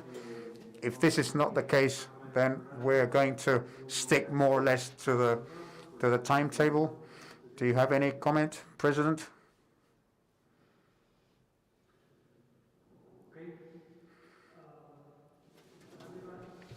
धेरै महत्त्वपूर्ण विचारहरू आएको छ। यो शान्तिको लागि यो सम्मेलन हिजोबाट हामी सुरु गर्यौं र आजसम्ममा धेरै महत्त्वपूर्ण विचारहरू विश्वभरि कसरी शान्ति कायम गर्ने, हिजोका दिनहरूमा युद्धहरू कसरी भए र त्यो कुनै पनि देशमा शान्ति स्थापनाको लागि त्यहाँका राजनीतिक दलहरू नेताहरूले कसरी समर्पण त्याग गर्नुभयो र जेल जीवनको लामो इतिहासमा नेल्सन मण्डेलादेखिबाट हामीले साउथ अफ्रिकाबाट सिक्ने, अरू विश्वका मुलुकबाट सिक्ने जुन कुराहरू आए र यसमा मैले नेपालको पनि शान्ति प्रक्रिया, खास गरिकन शान्ति प्रक्रियामा नेपाल कसरी सरिक भएर अगाडि आएको छ, छोटो कुराहरू यहाँहरू समक्ष राखेँ। मलाई विश्वास छ यहाँहरूले नेपाल आज यो कार्यक्रममा सहभागी हुनुहुने कतिपय महानुभावहरू नेपालको बारेमा नाम पनि पहिलो पटक सुन्ने पनि हुन सक्नुहुन्छ। तर हामीले त्यो सानो एसियाको सानो मुलुक, तर त्यसले एउटा लामो एउटा इतिहास कायम गरेको छ र विश्वको लागि केही नयाँ रेकर्डहरू कायम गरेको छ। मूलतः भौगोलिक विविधताको हिसाबले नेपालमा 126 जातिका मान्छेहरू र भाषाभाषीका मान्छेहरू बसोबास गर्छन् सानो मुलुकमा पनि।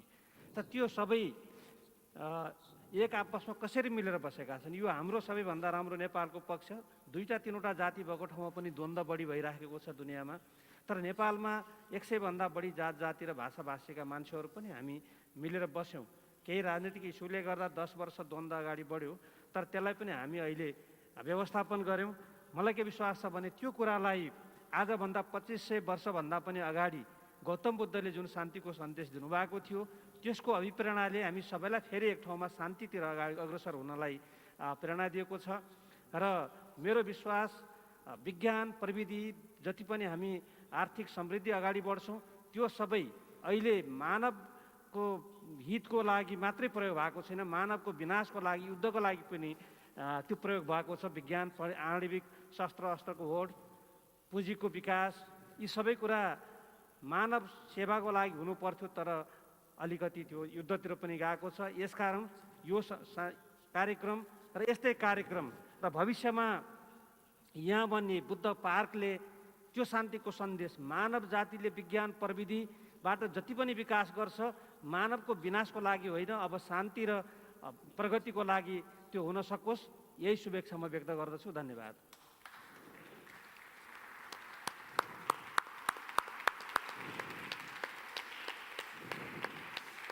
Pues muchas gracias.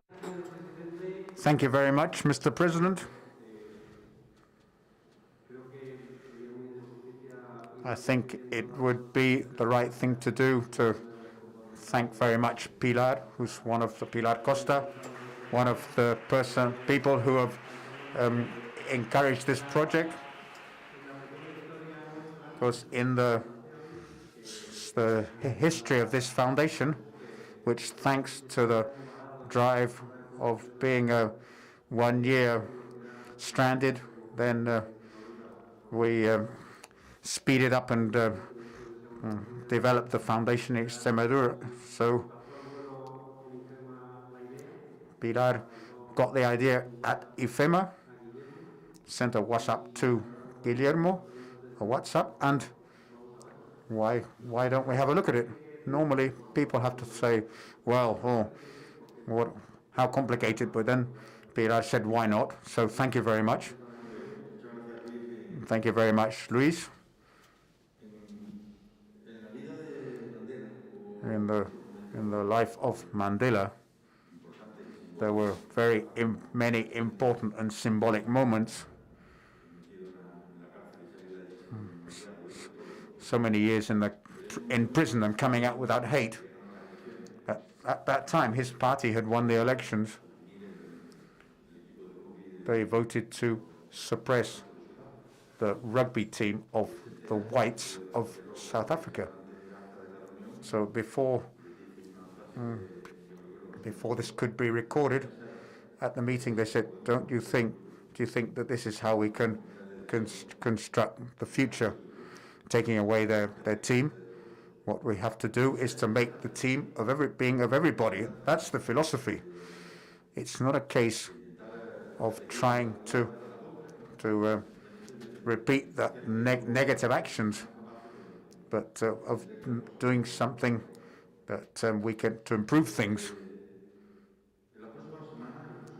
In the forthcoming weeks and months, people are going to come to Cáceres because this project has begun. They're going to see the little Buddha, the museum, and thank you to the President for such generosity, allowing the initiation of this project.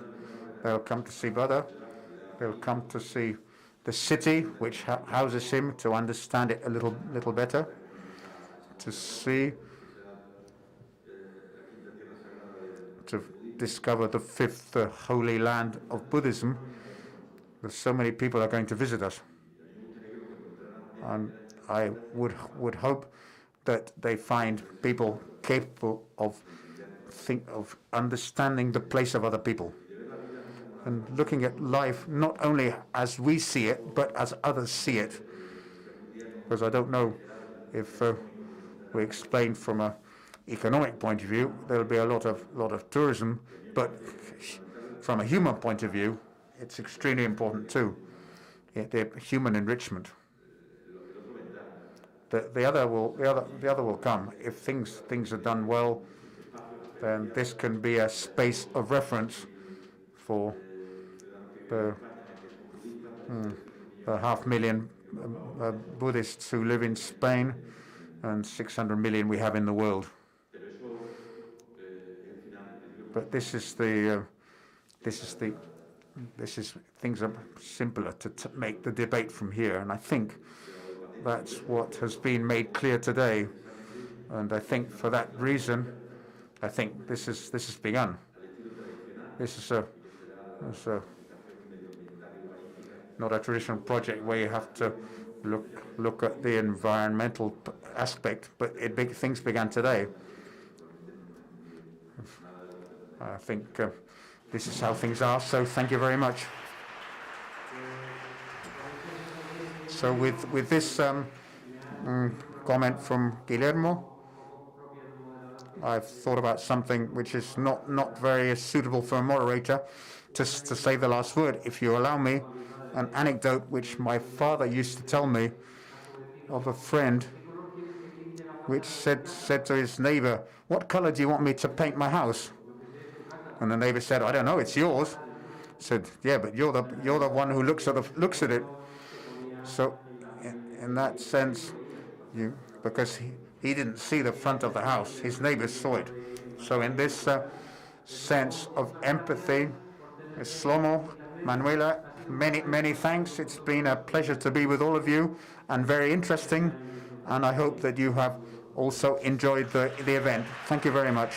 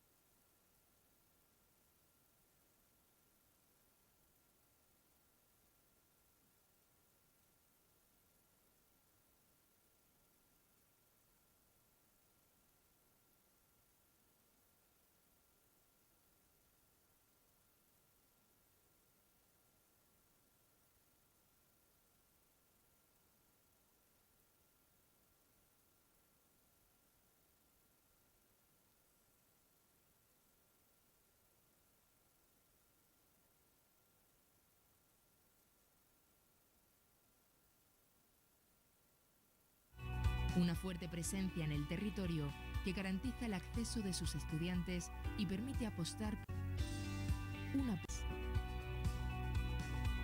para vivir.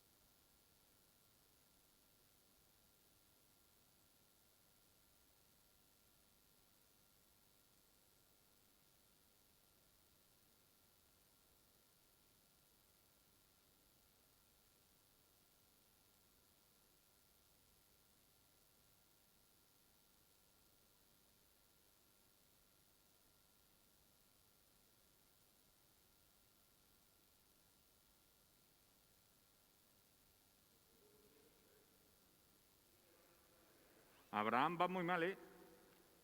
José Antonio Rodríguez.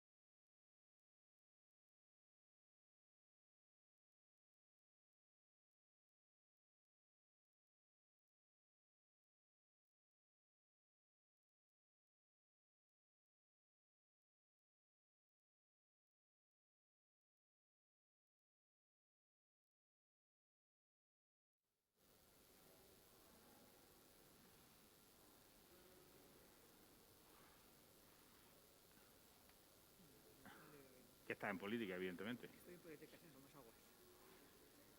De la Complutense. Sí, señora. Y se va acumulando un minuto tras otro y al final nos vemos en esta. Y ahora ya...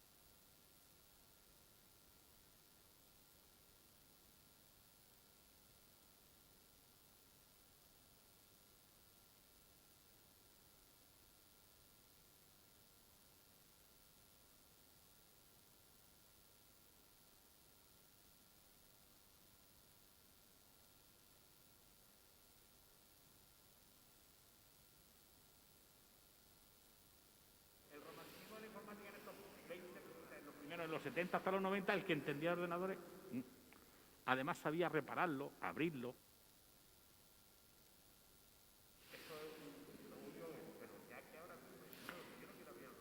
Sí. Yo quiero usarlo. Sí.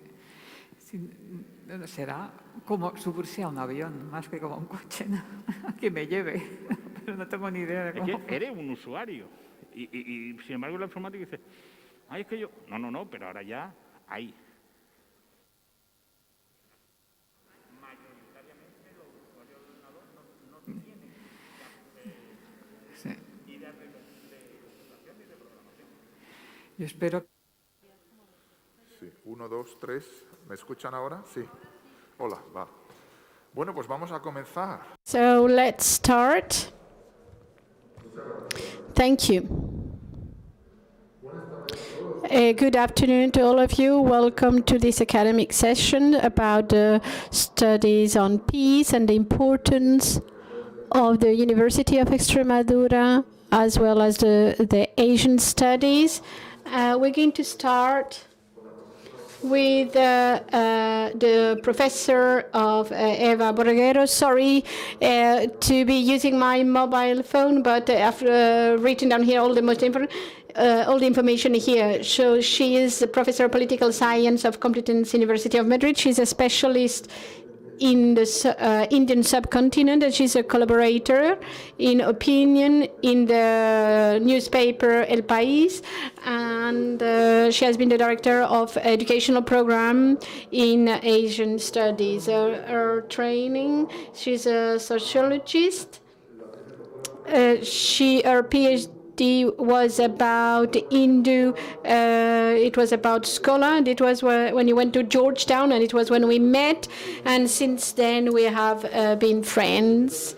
So her research deals with religious movement and Islam in and different nationalism and religious entities. He teaches history of power, that is a compares study of great civilizations and human acts, and she's going to speak about Asia and the globalization. So, so she will talk from the lectern. Thank you, dear Professor Eva Borreguero. So.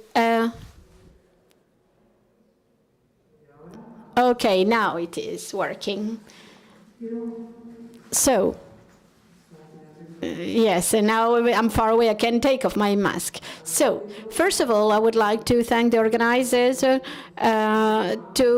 have created this program apart from the difficulties that we are at the moment. And it is really great to be here together in Cáceres with the Nepali delegation that is visiting Spain with the authorities of the regional government of Extremadura, and with friends that come from far away as Mr. Abraham Vélez de Cea, who I thanks personally for inviting me. When he talked to me about the program, I didn't doubt about accepting the invitation to talk about Asia and Nepal. Buddhism is not an opportunity that is common, but it's true that we are more and more aware about the importance of Asia in the world.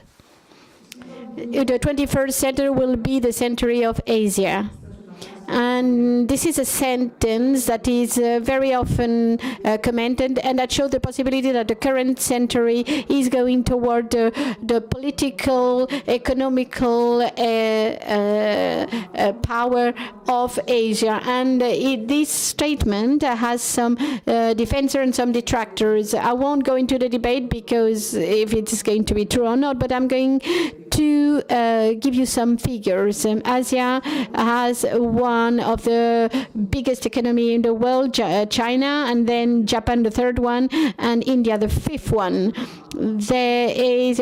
Asia represents 30% of all the uninhabitable territory of the world and 3/5 part of the population, so a great density in demography. In Asia, we also have the most important rural race that can lead to great conflicts in the 21st century, for example, in the one in the south of the sea, in China or Korea, or the case of Pakistan. So that's why we talk about the 21st century as the emerging Asia. We can say that we are not really in an outbreak of Asia, but it's a coming back. Asia has had a central role. It is where it is the center of many big civilization. We can go into Nepal by horse, and there is a natural barrier, but it's also a great line. 2,000 years ago, China and India had approximately 59% of the world economy.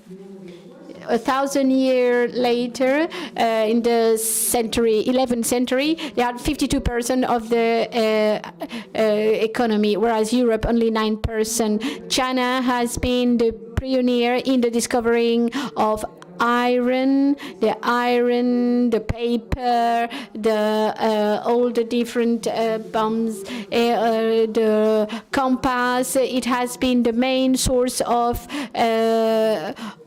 silk sources, also the porcelain that the European court wanted, and they were coming from China, obviously.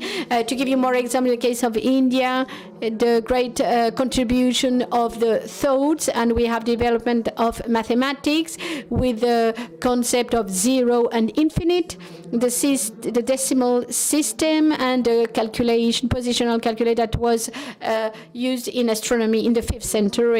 In humanity sector, we have the figure of Gautama, the Buddha, that was born in Lumbini, whose knowledge was extended from India to Sri Lanka, China, Japan. So we can state that Buddhism is a factor of integration in Asia. If there is a common element in all this cultural diversity, it is Buddhism.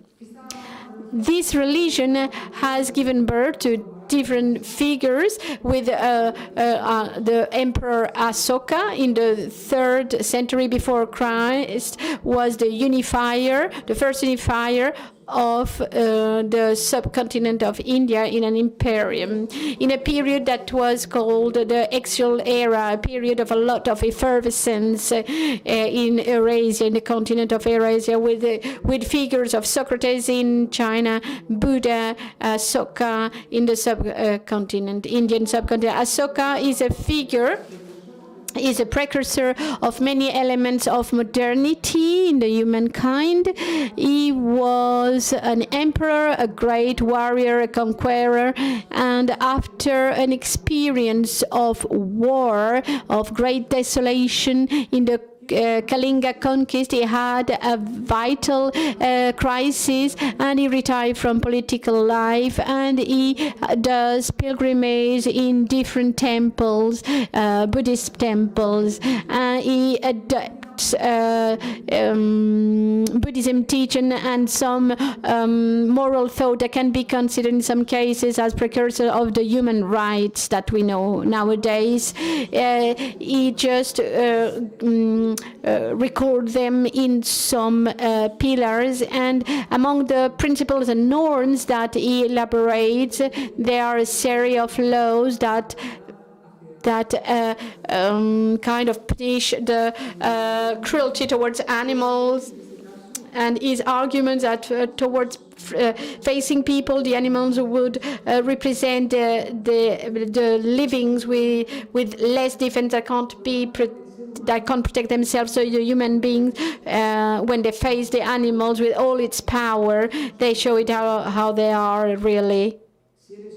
if you are cruel with an animal, you will be with humans. If you learn to respect animals, you will learn how to respect human beings. This is what Ahsoka elaborates in this period. So Ahsoka messages are secular. They don't come from a god, from a belief in a dog, but on a moral that is based on reason, with humanist principles that are compatible with the different beliefs, religious beliefs. So they developed religious tolerance. So, and this is 2,000 years before John Locke. So it's important to underline it, and it enables because we can apply it in the different religious beliefs.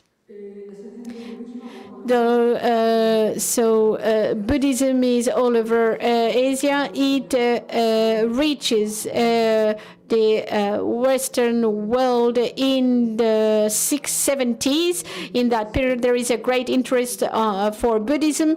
And it has happened through different Buddhist schools, Theravada, Mahayana. And at the moment, in its very secular version, we have the practice of mindfulness that is really well accepted in the Western world, and in which we study its application on health and medicine. The knowledge, inventions got to the Western through the different traders. We just can remember Marco Polo, or the expeditions like Henry III from 14,000. The Arab also introduced in the Western the Indian numbers that replaced the Roman numbers, and that developed the European science a lot, and it gave birth to a big revolution, scientific revolution, and placed Western in a advantageous position as far as economy, politics are concerned. So at that time we see a reverse in the numbers. In 1970, Western Europe, United States and Canada control 50% of the worldwide economy, while China and India stay stable with less percentage. From this meeting in the 20th century and a little bit before the 20th century, the Asian countries will have their own process of modernization through the cooperation of systems of organization and political ideas that go from the liberal democracy to Marxism, communism, going through nationalism and the human rights. At the end of the 20th century, from the 80s on, Asia becomes important again, and they place China, India, Japan as the first economies in the world. The evolution and the development varied according to the country, as it is an added product of the local values, cultural values.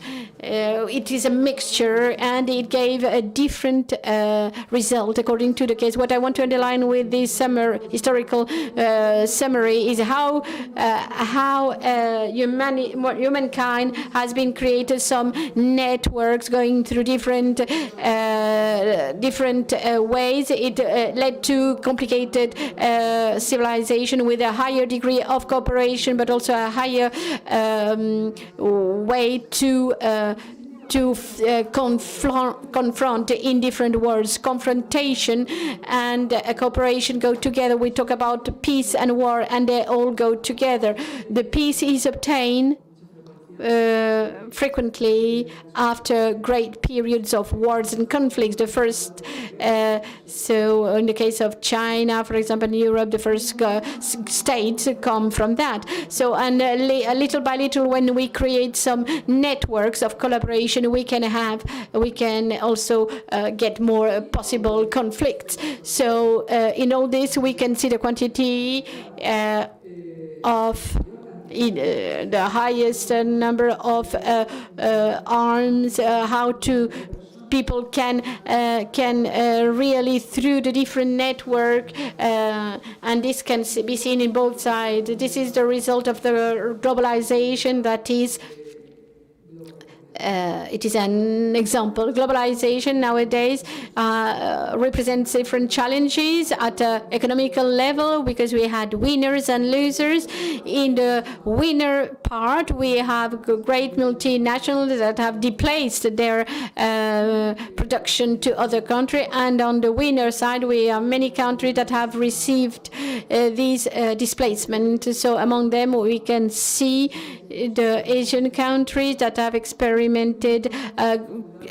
growth, important growth in its economy and medium classes, and we can see that in the middle, the average class, that how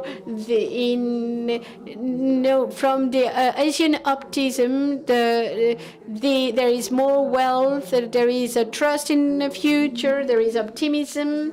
And this vision of globalization is from a sector of the Western world, but it's not like this in all the places and everywhere. We can see the case of China and Vietnam. In environment, we can see that all the planet is within the arrays of temperature, pollution, tornadoes. This doesn't know borders, and we can see it more and more frequently.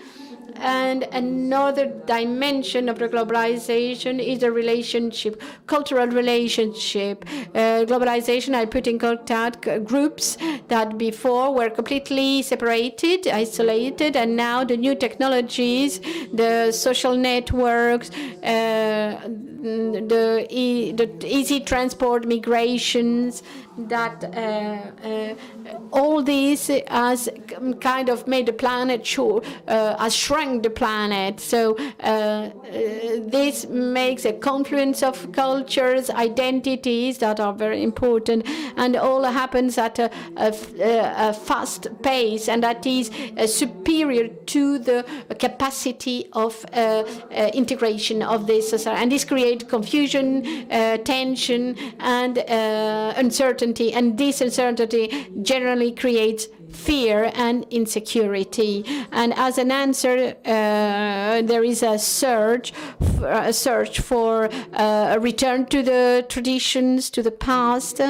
This is in this atmosphere, in this environment of cultures, that it is important to support initiative like this program that enables go deeper in a mutual knowledge. In the case of Spain, this is a higher need. Asia has been and is the one that doesn't hear. And even if Colon wanted to look for the root of India, and they were looking for, so there is this all the different markets in China, and it was quite pretty the rest of Europe. But finally, for geographical reasons, historical reasons, there was an orientation towards the Mediterranean and Europe and South America. In the academic world, this lack is even more important. We can see in some universities like Catalonia, Madrid, but it is less important compared to other European countries. So Asia is a current topic. How can we implement this in the university, in the Spanish university? And we have all kind of problems that were connected with internal problems, rivalries. And I've always said that this lack was because there was a lack of vision, a lack of comprehension, because we live in a global world where the power X is moving, and there is a great myopia in this sector.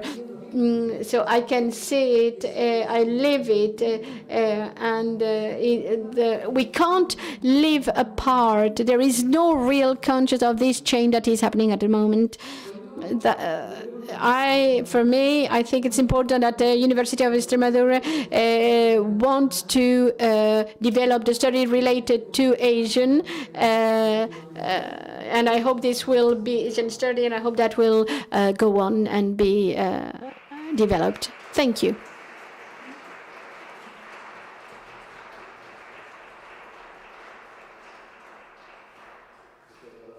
Thank you, Professor Eva Borreguero. Now we have the Professor Jose Rodriguez. He's going to talk through Zoom. I hope that, yes, yes it is. Good afternoon. Let's see. Jose Antonio Rodriguez Diaz. He finished his PhD in sociology in the University of Yale with grants from Social Science Research Council and Commission. He's a PhD, and he has been the director of sociology and director of the program of PhD in the University of Barcelona. He has been a professor in the European Study of the University of Harvard, of Yale, and the California, Santa Barbara. His research and publication are based on the role of social networks in their organization and societies, the studies of future, and the social dimension of happiness. These lines of research are connected with the transformation lines of Buddhism in the modern society. He's going to talk about Buddhism, future, social harmony, and peace. Welcome, Professor. Oh, sorry, we can't hear you.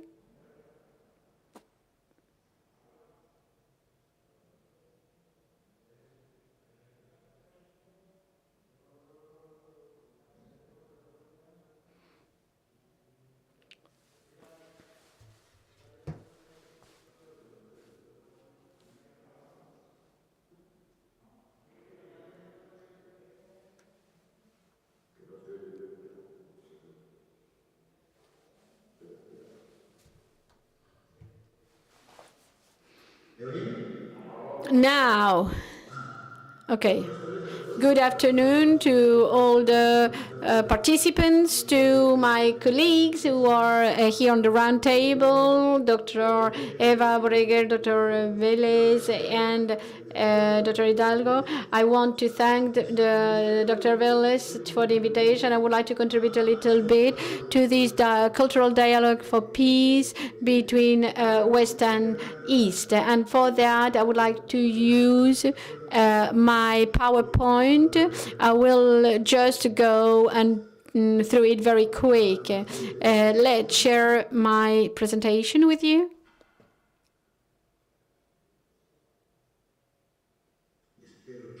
And I hope that you will be able to see it right now.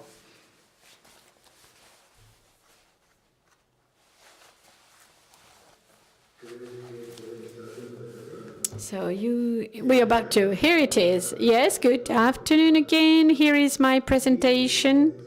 And I would like to start to thank and to say, to see how we can contribute with some elements, Buddhism, future, social harmony and peace. But I'm going to focus on the values of Buddhists. But first of all, I would like to say, I would like to situate ourselves. The COVID has created so many disruptions that it creates an opportunity to take all the reconstruction procedures and start thinking about building up better futures without being afraid. And we can see the situation of this crisis as a great opportunity for humankind in its whole to think about a future that can create better society, fairer societies, more equality with more harmonious, free, with more freedom, more democratic, happier, and this beginning also enables us, give us the opportunity to see, to think about the contribution of Buddhism. How can Buddhism contribute to these better futures? So let's move on to the next slide. Just a second. Yes, it's not working. I'm sorry. Now, the concept of peace and harmony that are the central topics are the ones in Buddhism, because they are against any kind of violence that can cause suffering, and they are completely linked to the relation that we have with the others, and they are based on this Buddhist cosmovision. They are related to happiness, love, and compassion. If we think about happiness, it leads us to peace. The lack of tension, the lack of conflict and suffering, love and compassion also lead to peace. Yes, because it's the love towards others. Whereas hate lead to conflict, suffering lead to cruelty. And to talk about happiness, peace, I would like to give some ideas about Buddhism, the kind of future, and the end about the different way, the values and action of the Buddhist population concerning love and peace.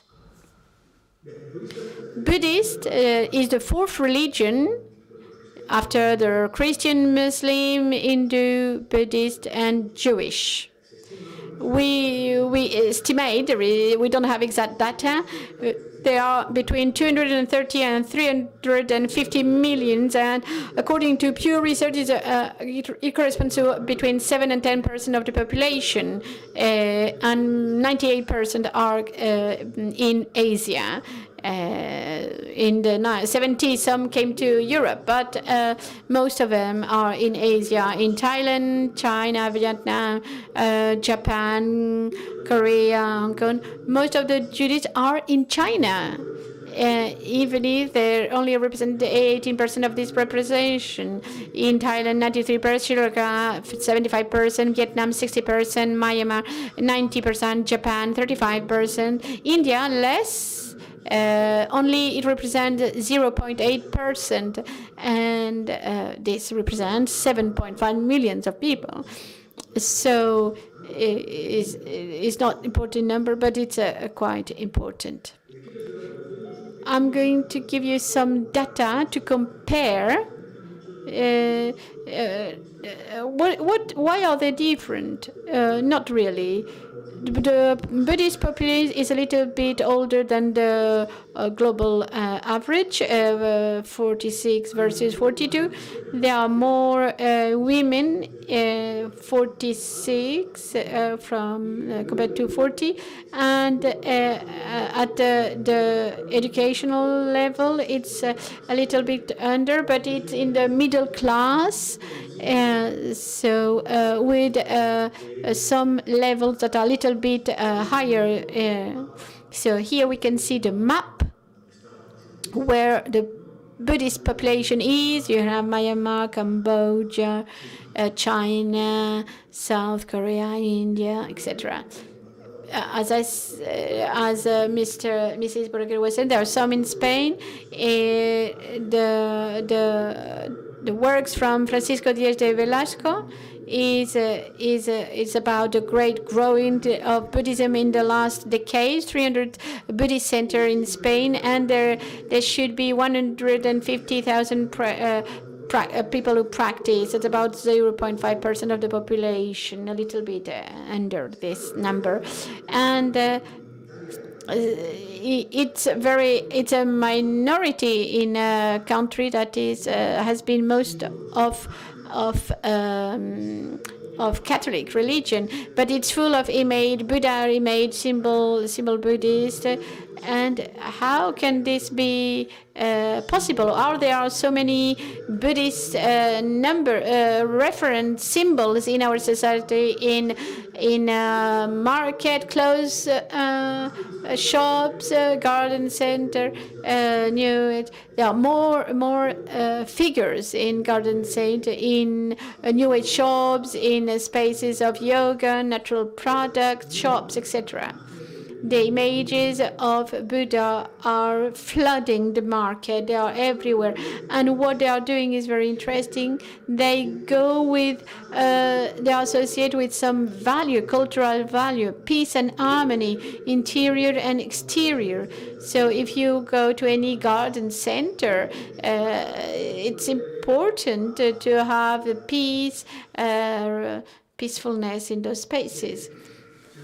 Buddhism, as the Professor Eva said it based on life experiences and the teaching of Gautama the Buddha, as the Professor Abraham Vélez can talk about it because he's a specialist about those topics. The quantity of texts of Buddhism is very important, but I would like to mention just the first idea, the first basis of Buddhism, that is an essential diagnosis compared to suffering. It's a way to look for happiness, and it is how Buddhism refers at the Four Noble Truths. Is a causal model with a scientific logic that is very modern. And what it proposes is that life is full of elements that make us suffer problems, but all this is what happens. But all these have causes. This suffering has a cause, and in Buddhism is that we are close to the idea. We don't want to change. We know that things are changing, but we don't want to accept it, and everything depends on other things. And if other things change, this changes as well. And all this knowledge makes us suffer. But obviously, sometimes we don't know the cause. We know some causes, so the Buddha have these ways. Is great understanding, correct thinking, a correct way of thinking, understanding, thinking, speech, a word correct, a correct action, a way to means of life that are correct, correct efforts, attention, and so on. Some of the central elements, I'm going to mention some of the central elements of the Buddhism. As I said at the beginning, it's harmony and love that are important elements of the Buddhist thought for a better world. The know-your origin with dependent and interdependent can lead to an interrelation to the social with the space and what gives us identity. So this is the interrelation. Then we have the karma, that is the law of cause and effect that shows the causality and the effects of the action. The actions at the moment have a consequence, and this is an important element. It is important to know that when we do something, all what we do is going to have a consequence. And then we have the idea of Bodhisattva, the idea of amor bondadoso, the good love, and everything has a social form, social way in its practice, and are focused on harmonious interrelation with others, looking for happiness, well-being, looking for peace in there, no tension, no conflict, no suffering. Everybody can do with that and can be free from suffering. They can stay in this is the four incommensurable. This is the let's say the main ideas of the Buddhism. We have here some idea, the idea of love and compassion. That is the idea of to go towards the welfare of the others, and we want the happiness of the others. So in a way, we are part of them, and this affects us in a way because. And the equanimity, because we answer all more or less in the same way. The idea of interdependence, we are connected to humans, not in our relationship with nature as well, environment, and this makes us who we are. The origin and dependent, everything depends on something, everything has its causes, and this is to understand any case, and everything has its causes and impermanence. Everything is constantly changing. We can't expect that things will be kept as they are, because otherwise this is death. This constitutes the main avenue of values and actions toward the creation of harmonious relationship with the others. So very shortly, the future. So maybe let's start with something that is a bit a paradox. The future doesn't exist when it gets its present. So thinking about the future is only thinking in the present, because we think in the present to create future. But there are some elements that will be building up. There are some seeds. Yeah, it's a system of complex forces. And in this, in this, we have all our actions. That was the social action, individual and collective, are the ones that are going to create futures. So the future is open, is not unique and not predetermined. So what will be will depend on many things, and even on what we will decide to do and how we'll give shape to them. How the way we see the future, we'll see that. And this is how we see that. We don't speak about one future. We speak about three great future, three big future, probable future, possible future, preferable futures. So the ones that are probable are the ones you think they can happen. They are based on present, and they have the question: how will the future be if the things will continue as they are now? But they can change, because if we understand the cause of the change, we can understand another kind of futures are the possible alternative future, the one that are thinkable, that we can think about, we can imagine them and believe that this can happen in a future that is not very far away, and this is supposed to see the future in a very innovative way, and we realize the possibility, the current policies, and that can be reached. Then we are the ones that we prefer, the preferred futures are the one that we love and we think that should happen and that we want to develop. Thinking in the future that we love led us to worry about nature and have a good life and society. And now let's see what are the values of the action of the Buddhism that are drawing up a future that I prefer. Here you can see it very briefly. The values of a very harmonious action. Most of the Buddhists are against war, and they don't justify violence. They value the altruism, tolerance are the main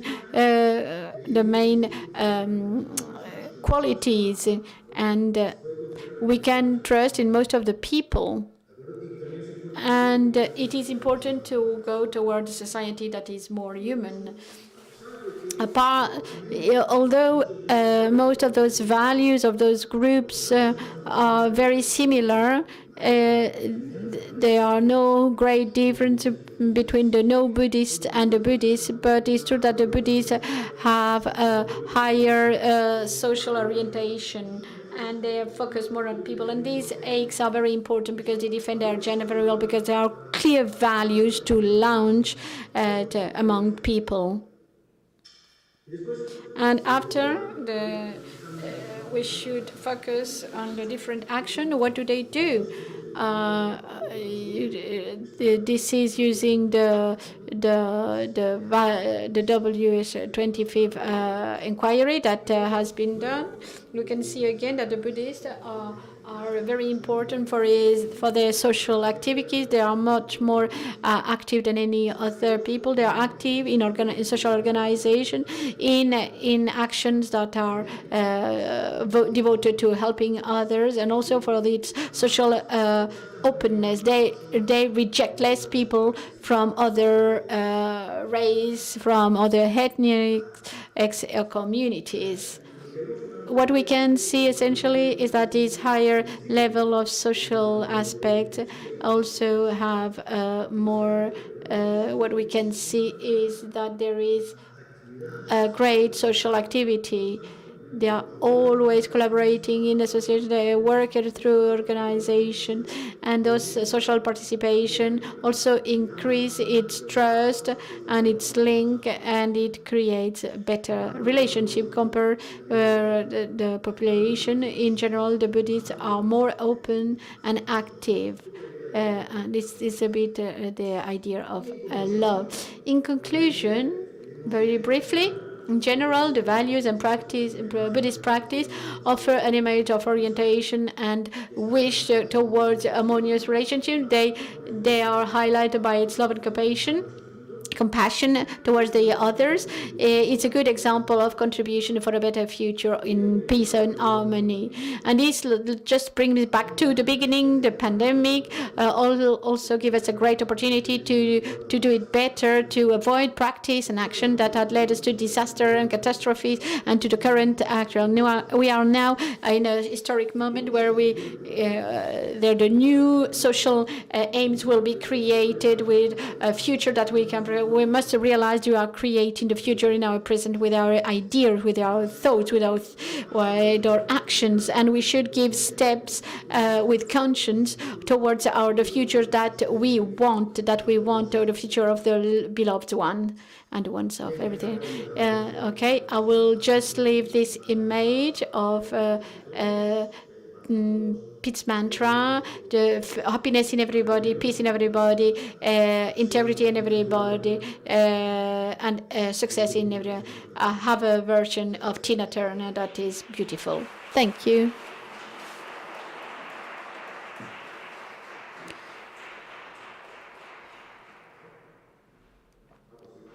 Now, can you hear me?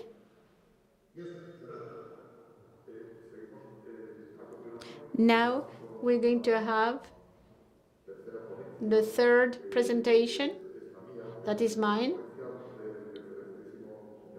from the presentation of the Rector of the University of Extremadura, Antonio Hidalgo Garcia, will be a kind of answer to the three presentations that have been done during this afternoon. So I need to switch on my computer, because I don't want to forget any important thing. I would like to introduce myself, and I'm a bit shameful about it, but well, I have to do it. My name is Abraham Vélez. I study Buddhism from the academic point of view.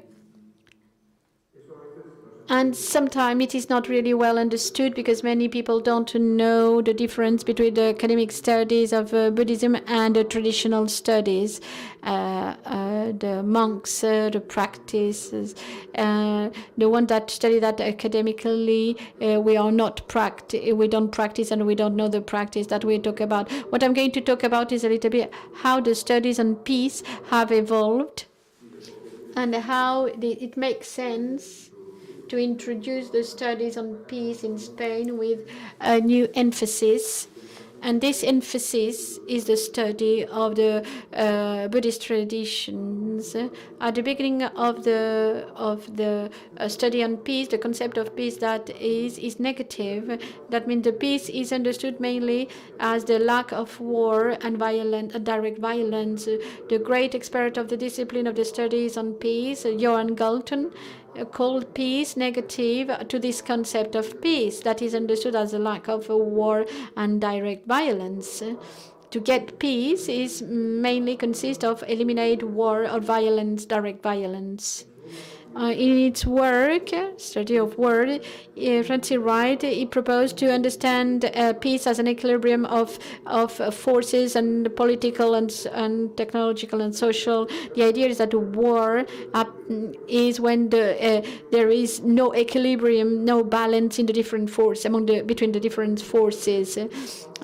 To preserve peace, we have to maintain the balance among forces through the creation of institutions, international decisions such as ONU, that was created in 1945. As a consequence of this negative vision of peace, the academic studies on peace are based on research about conflict in all the countries and between countries, and to be an expert in among peace studies consists of knowing international conflicts, also economic interests that produce these conflicts.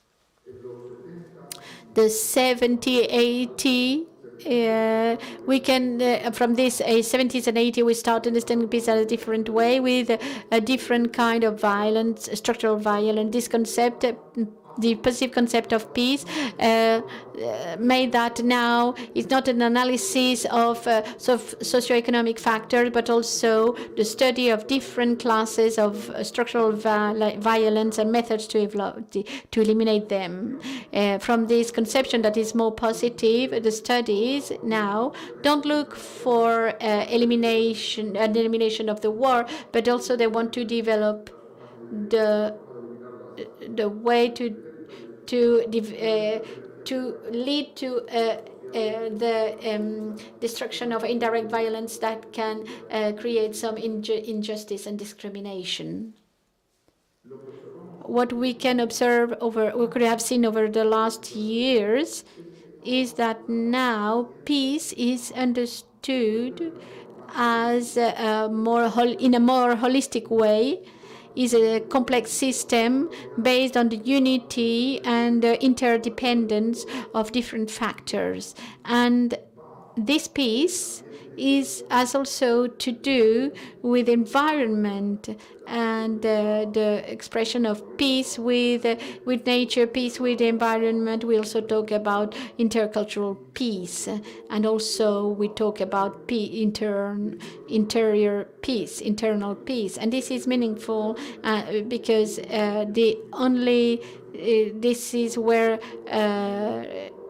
this is where the studies of Lumbini Center will be introduced here, because they are the study of the traditions of all what the interior peace that can produce. This has a great interest to develop this interior peace as any element that is essential to get this external peace. So this would be the great focus, the one that is totally different, and in collaboration with the University of Extremadura. The program of study that exists don't give great importance to the interior peace and the different dimension, internal and external, and this covers not only the peace between community nations, but also with the environment and the living creatures in general. And this needs to be solved by studies on peace, and that can work on contemplative studies and can see the peace on a more holistic way, not as a lack of war, but the lack of structural violence. So the Lumbini Center for Higher Study for Peace will start. It's developing 2 programs of master that will be their own studies from University of Extremadura. There would be a master on the study Buddhist studies for the peace. And it's important that the science of religion is different from theology, that we show the things from a different point of view that is not academic. This master in the Buddhist study for peace, it would be the first in the world with the Spanish language, and the difference that would be different is its emphasis in the relationship that it has with peace. The second would be a master on the study on peace that will be called So the titles are just as a peace, social action, and contemplative action. And the difference with others mastering the world is that they suppose a concept of peace that is more holistic, but it will require a study of more contemplative traditions and more towards inner peace. So the basic element of this master is that it doesn't exist inner peace without external peace, and there is no external peace without inner peace. So the dimensions, internal and external dimension of the peace are not separable. We can't have one without the other. And this is a characteristic of the Buddhism, even if it is not exclusive from the Buddhism. But as there are many cosmovisions and religion cultures that could justify this holistic vision of peace. In the case of Buddhism, this idea is based on two central elements of the Buddhist philosophy. The main one is the origin and the interdependence of everything with everything. This is the connection, and these two principles of emptiness and origin of independence shows that there should be a relationship between my self and other people is not absolute, as it can be seen at the beginning. Behind these two principles, there could be something in common between all of us, and that will give community from a higher level that will connect all of us. And in the modern Western, we could have a common humankind.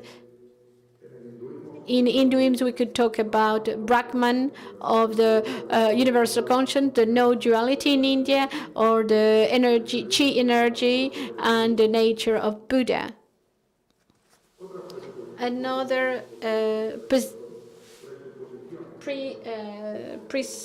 another idea, basic idea of the educational program that will be developed with the University of Extremadura is that it is important to give importance to all the studies that developed the inner peace, because the principle of Buddhism philosophy is the concern about mental health and the importance of the mind more than the body. The mind is more important than anything else. The mind create them. Thank you for your attention.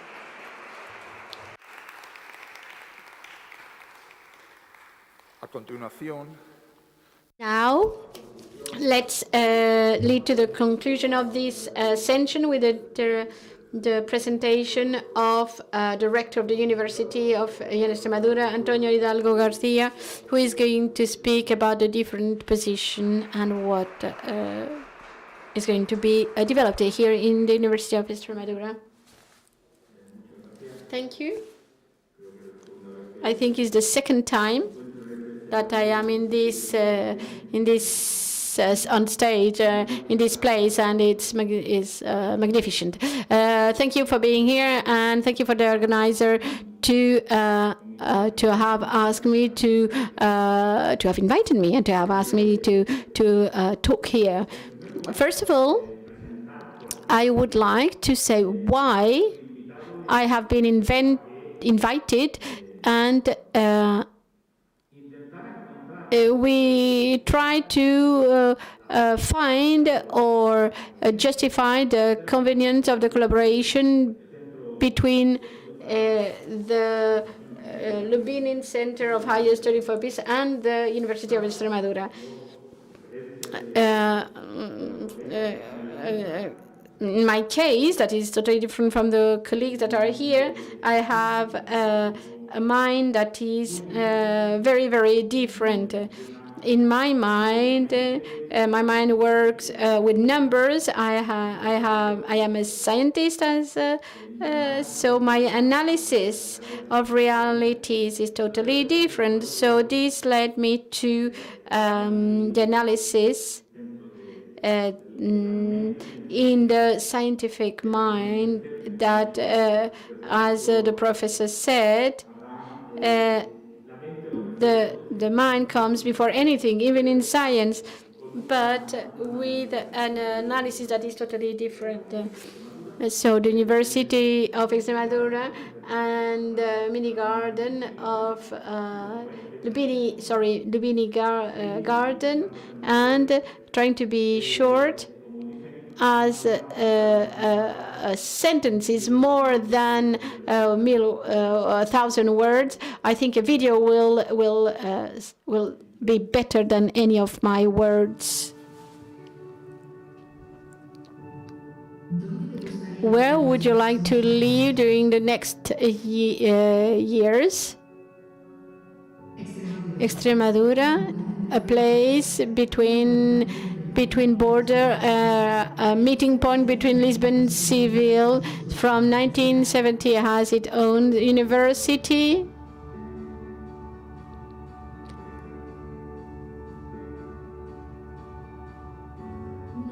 A university that is a public university open, where knowledge is at the service of society, and these teachers that want to promote talent.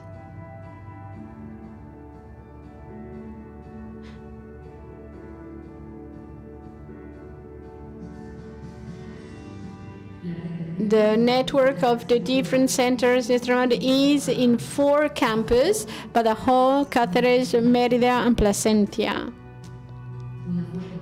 Strong in the place in the territory that enable the students and all the different research, so that innovation, that is the fruit of the different effort, can reach the citizens.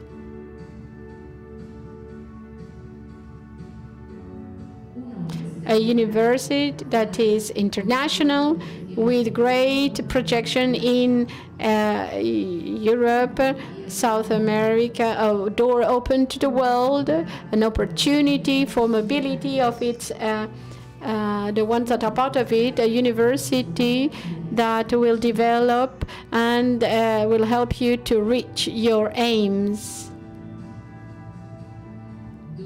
Where would you like to live during the next years?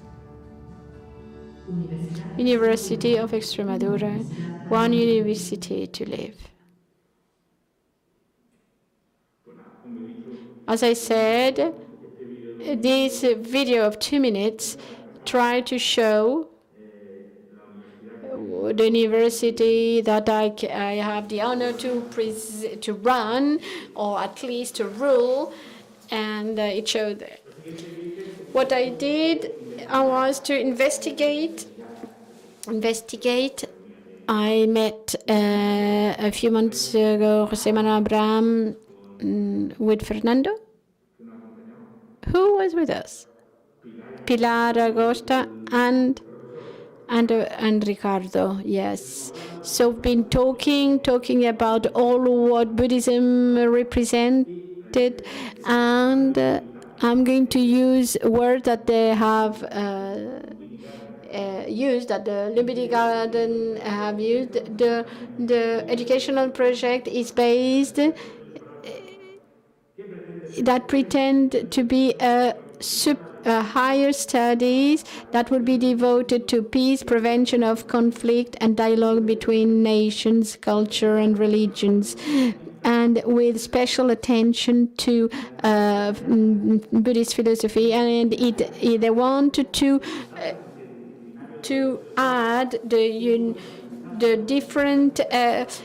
different learning with the different techniques of meditation. Another different aspect of this program is a study of the knowledge with different perspective of religion to avoid any way of sectarism and promoting intercultural and interreligion dialogue. It also establishes the following objective: to develop the knowledge towards peace and the fusion of values such as equality, solidarity, protection of the environment, the balance and harmony. It gives cognitive elements about Buddhism, peace, and how to resolve conflicts, and give a guarantee of rights, human rights. As a human being, no matter all the position that we have, my destiny and the institution that I represent believe in those thoughts, in those values. So now, what will Extremadura, the University of Extremadura, is trying to implement in our institution? Well, contrast what are the level of coincidence that we have. First of all, the center, the foundation, Lumbini Garden Foundation, has been created. We have just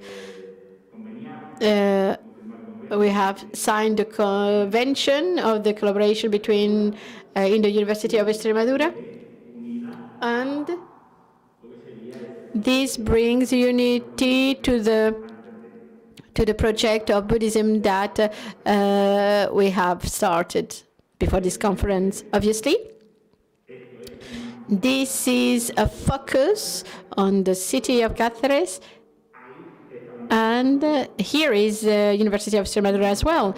It is called University of Extremadura because it's the only one that is in the region. As we said, it is present in 4 cities. We could say, well, where are you going to be united? It's not unification that is important. To be a unique university in the region, this enables us to have a direct contact, and we consider ourselves as one of the most important element in the region, because this has led us to the fact that our university is very close to society. Our another aspect is public university, so we understand that the role of the university in our region is to train our youth, not only the training as something like acquiring knowledge, but we want a training that would be widen up of more than transmission of knowledge. We want that our student will be more connected to global values. The university UNED is also a university like us, where we have more than 60 grades and more than 50 masters.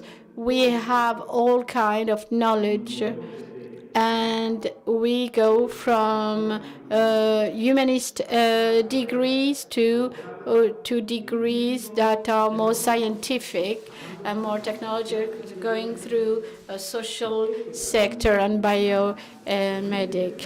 So this enables us to have a global vision of all the different aspects, no matter which sector, and we want to work in all of them.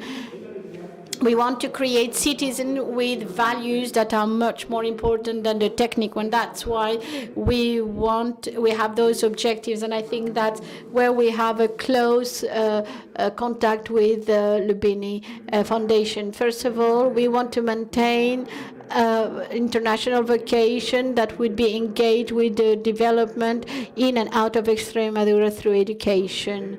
The president said, and the regional government minister said as well, it has to make cooperation with development with a modest economy. We continue to have development of the different case of training, helps to students who want to come, trying to help in different programs to receive students who have some difficulty, but also to maintain the program open to countries who are far away from our university. We are developing new paths towards Europe, America, and Asia. We have seen the number of exchange programs. The University of Extremadura represent 5% of the students move annually, more or less 700 of 800 students go away from our university, go to a European or another university in the world. So more or less half of it are Europeans and others from South America. We have seen that the University of Extremadura was called in 1971. It was known, its original name was the Hispano-American University. This was the first name. So at that time, it had a vocation towards South America. However, over the last 5 years, we are establishing a program with Asia. My surprise is that now we have studies in China University. Our studies, they haven't imported with a convention, and our program, educational program in science and technology and agriculture science in the University of Chongqing, and masters that are being studied there with training and education, and they are studied in Spanish. And the student that will get at the 4th year in the Spanish model will end up their study in the University of Extremadura, obtaining then the double degree, one in from China and from Extremadura. The concern, not only the connection with people, but also the connection with the environment. We have connection with sustainability, and this is an important aspect because it has to do with our past and also with the future that is to come. We are giving data from the University of Extremadura is involved in the production of, in reducing our CO2 fingerprint, also implementation of a method of substitution of the energy so that we can use renewable energy, and also future research in renewable fuels such as biomass or hydrogen. So we consider ourselves as a qualitarian university, innovating university where new techniques of learning are carried out. Also, another element that is important with the philosophy of Lumbini Garden is, although our university is like, I think it should be like this, although we have this system, the University of Extremadura maintains, and now with the incorporation of the convention with the Lumbini Garden Foundation, with three of the 5 religions that are the most important. We have, as we are a country with a Catholic religion, we have a connection with the Catholic religion. This morning we have been invited to the conference, Islamic religion, so he has been invited as well. We have a master shared with the University of Zaragoza in Islamic Studies. Sorry, my simplicity, but it's the equivalent to be imam in mezquitas, and we share it with the University of Zaragoza, and we have from now on a relationship with Buddhism.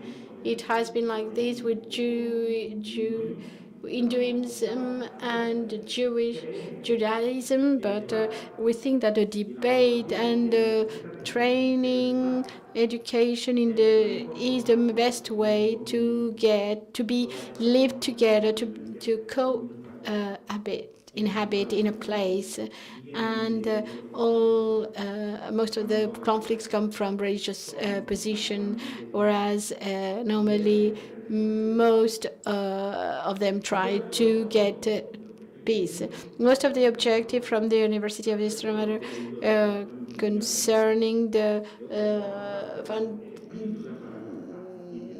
and also ideas from the Lumbini Garden. So I think that all the future cooperation will have to, and they will have to work on conditions that the University of Extremadura will be a meeting place where the hopes and aspirations of all the students can be fulfilled, a university that can inspire, where from the work that can be done together with a respectful dialogue, we can reach a global culture of peace.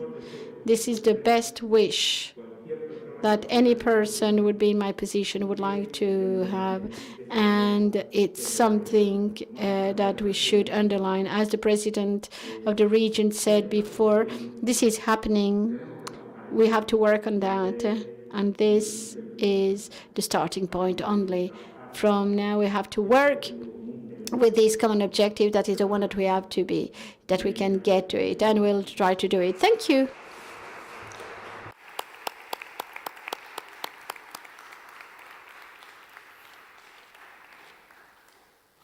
A continuación.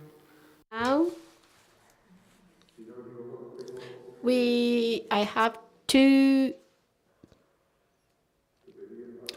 ask the Vice President of the Foundation, Mr. Subedi. Is he here, the Vice President? No. So, well, I had a wrong message. The next question is to open a debate.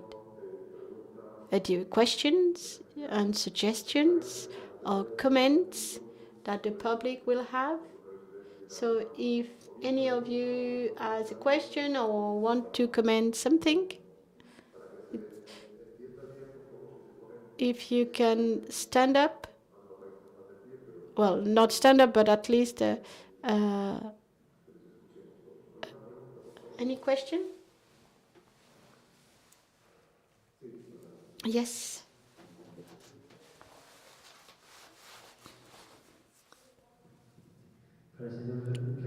For the rector, my name is Javier. In which campus those studies will be carried out, or is it too early to say it? Do you have the intention to get in touch with the other studies or that are connected with peace in other European universities?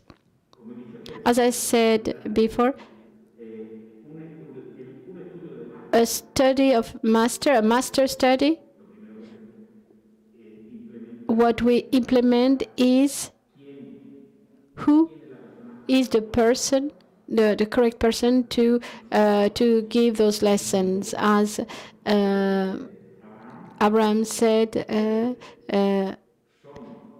there are studies on peace from the Buddhist point of view. So at the moment, the University of Extremadura don't have a specialist. So what we have to do, we have to get in touch with the professor, and we'll have the experience and knowledge of the Foundation Lumbini Garden to know which people work on this and are specialists. We have to decide about if in which campus these studies will be. What is obvious, it would be more logical to have it in Cáceres, and we have to know if it will be virtual or presential. The students that are interested in this master in Spanish, where we are talking about 150,000 Buddhists in Spain, and that could move, but we are talking about the European numbers or from South America. Probably the online version would be more convenient. So this is what we are going to implement. We are in a very initial phase. But what is clear, the way, who are going to be the professors, establish where we want them to teach, maybe in Cáceres, and then get in touch with other universities to have studies on peace. And if they have a professor, when we have a look of all the different possibilities, those teachers will be the ones that have knowledge. Because at the moment, as the Americans say, in the state of art, it is all in the state of art of the knowledge. So we have to use them with the capacity to start reforming, training ourselves, and in the future establish them permanently in our system. But it is how everything goes. It doesn't come from nothing. We have to look for teachers, a model of teaching that we want to implement, and development.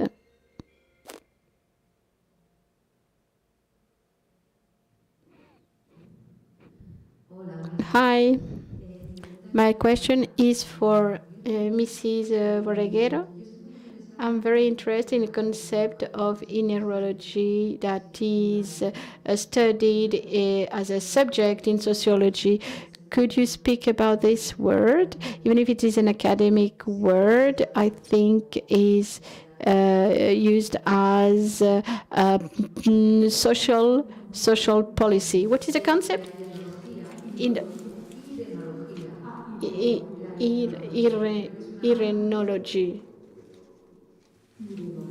Irenology is a subject that is studied in sociology. I don't know if you know it, and so probably it's a mistake. I don't know.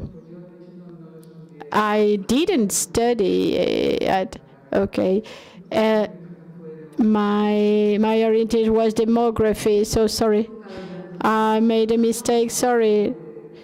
So I know my department is political history. We don't study this, and the specialty is ideology, the study of the influence of the ideology. So in the case of the different knowledge, that's why I have mistaken it as well.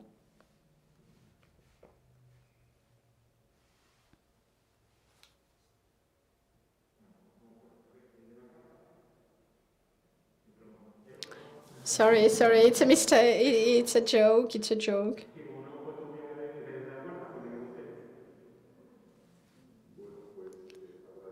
I would like to thank all the present to have been here today, and would like to thank the different speakers as well, the Professor Borreguero, the Professor José Antonio Rodríguez and Antonio Hidalgo García.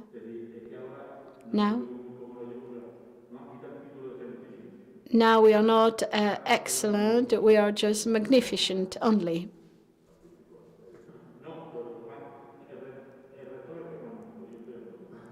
The director is magnificent, I'm just Antonio. Thank you a lot for your collaboration. Thanks to the Lumbini Garden Foundation, University of Extremadura, and we hope that all this will start very soon. We're on a good way, so let's go. Thank you, and good afternoon. As the Antonio Machado said, walking, we will get to the path. Thank you, bye. Hasta luego. Hasta luego, buenas tardes a todos. Bye. Hasta luego, adiós. Adiós. Gracias por la invitación. Thanks for the invitation.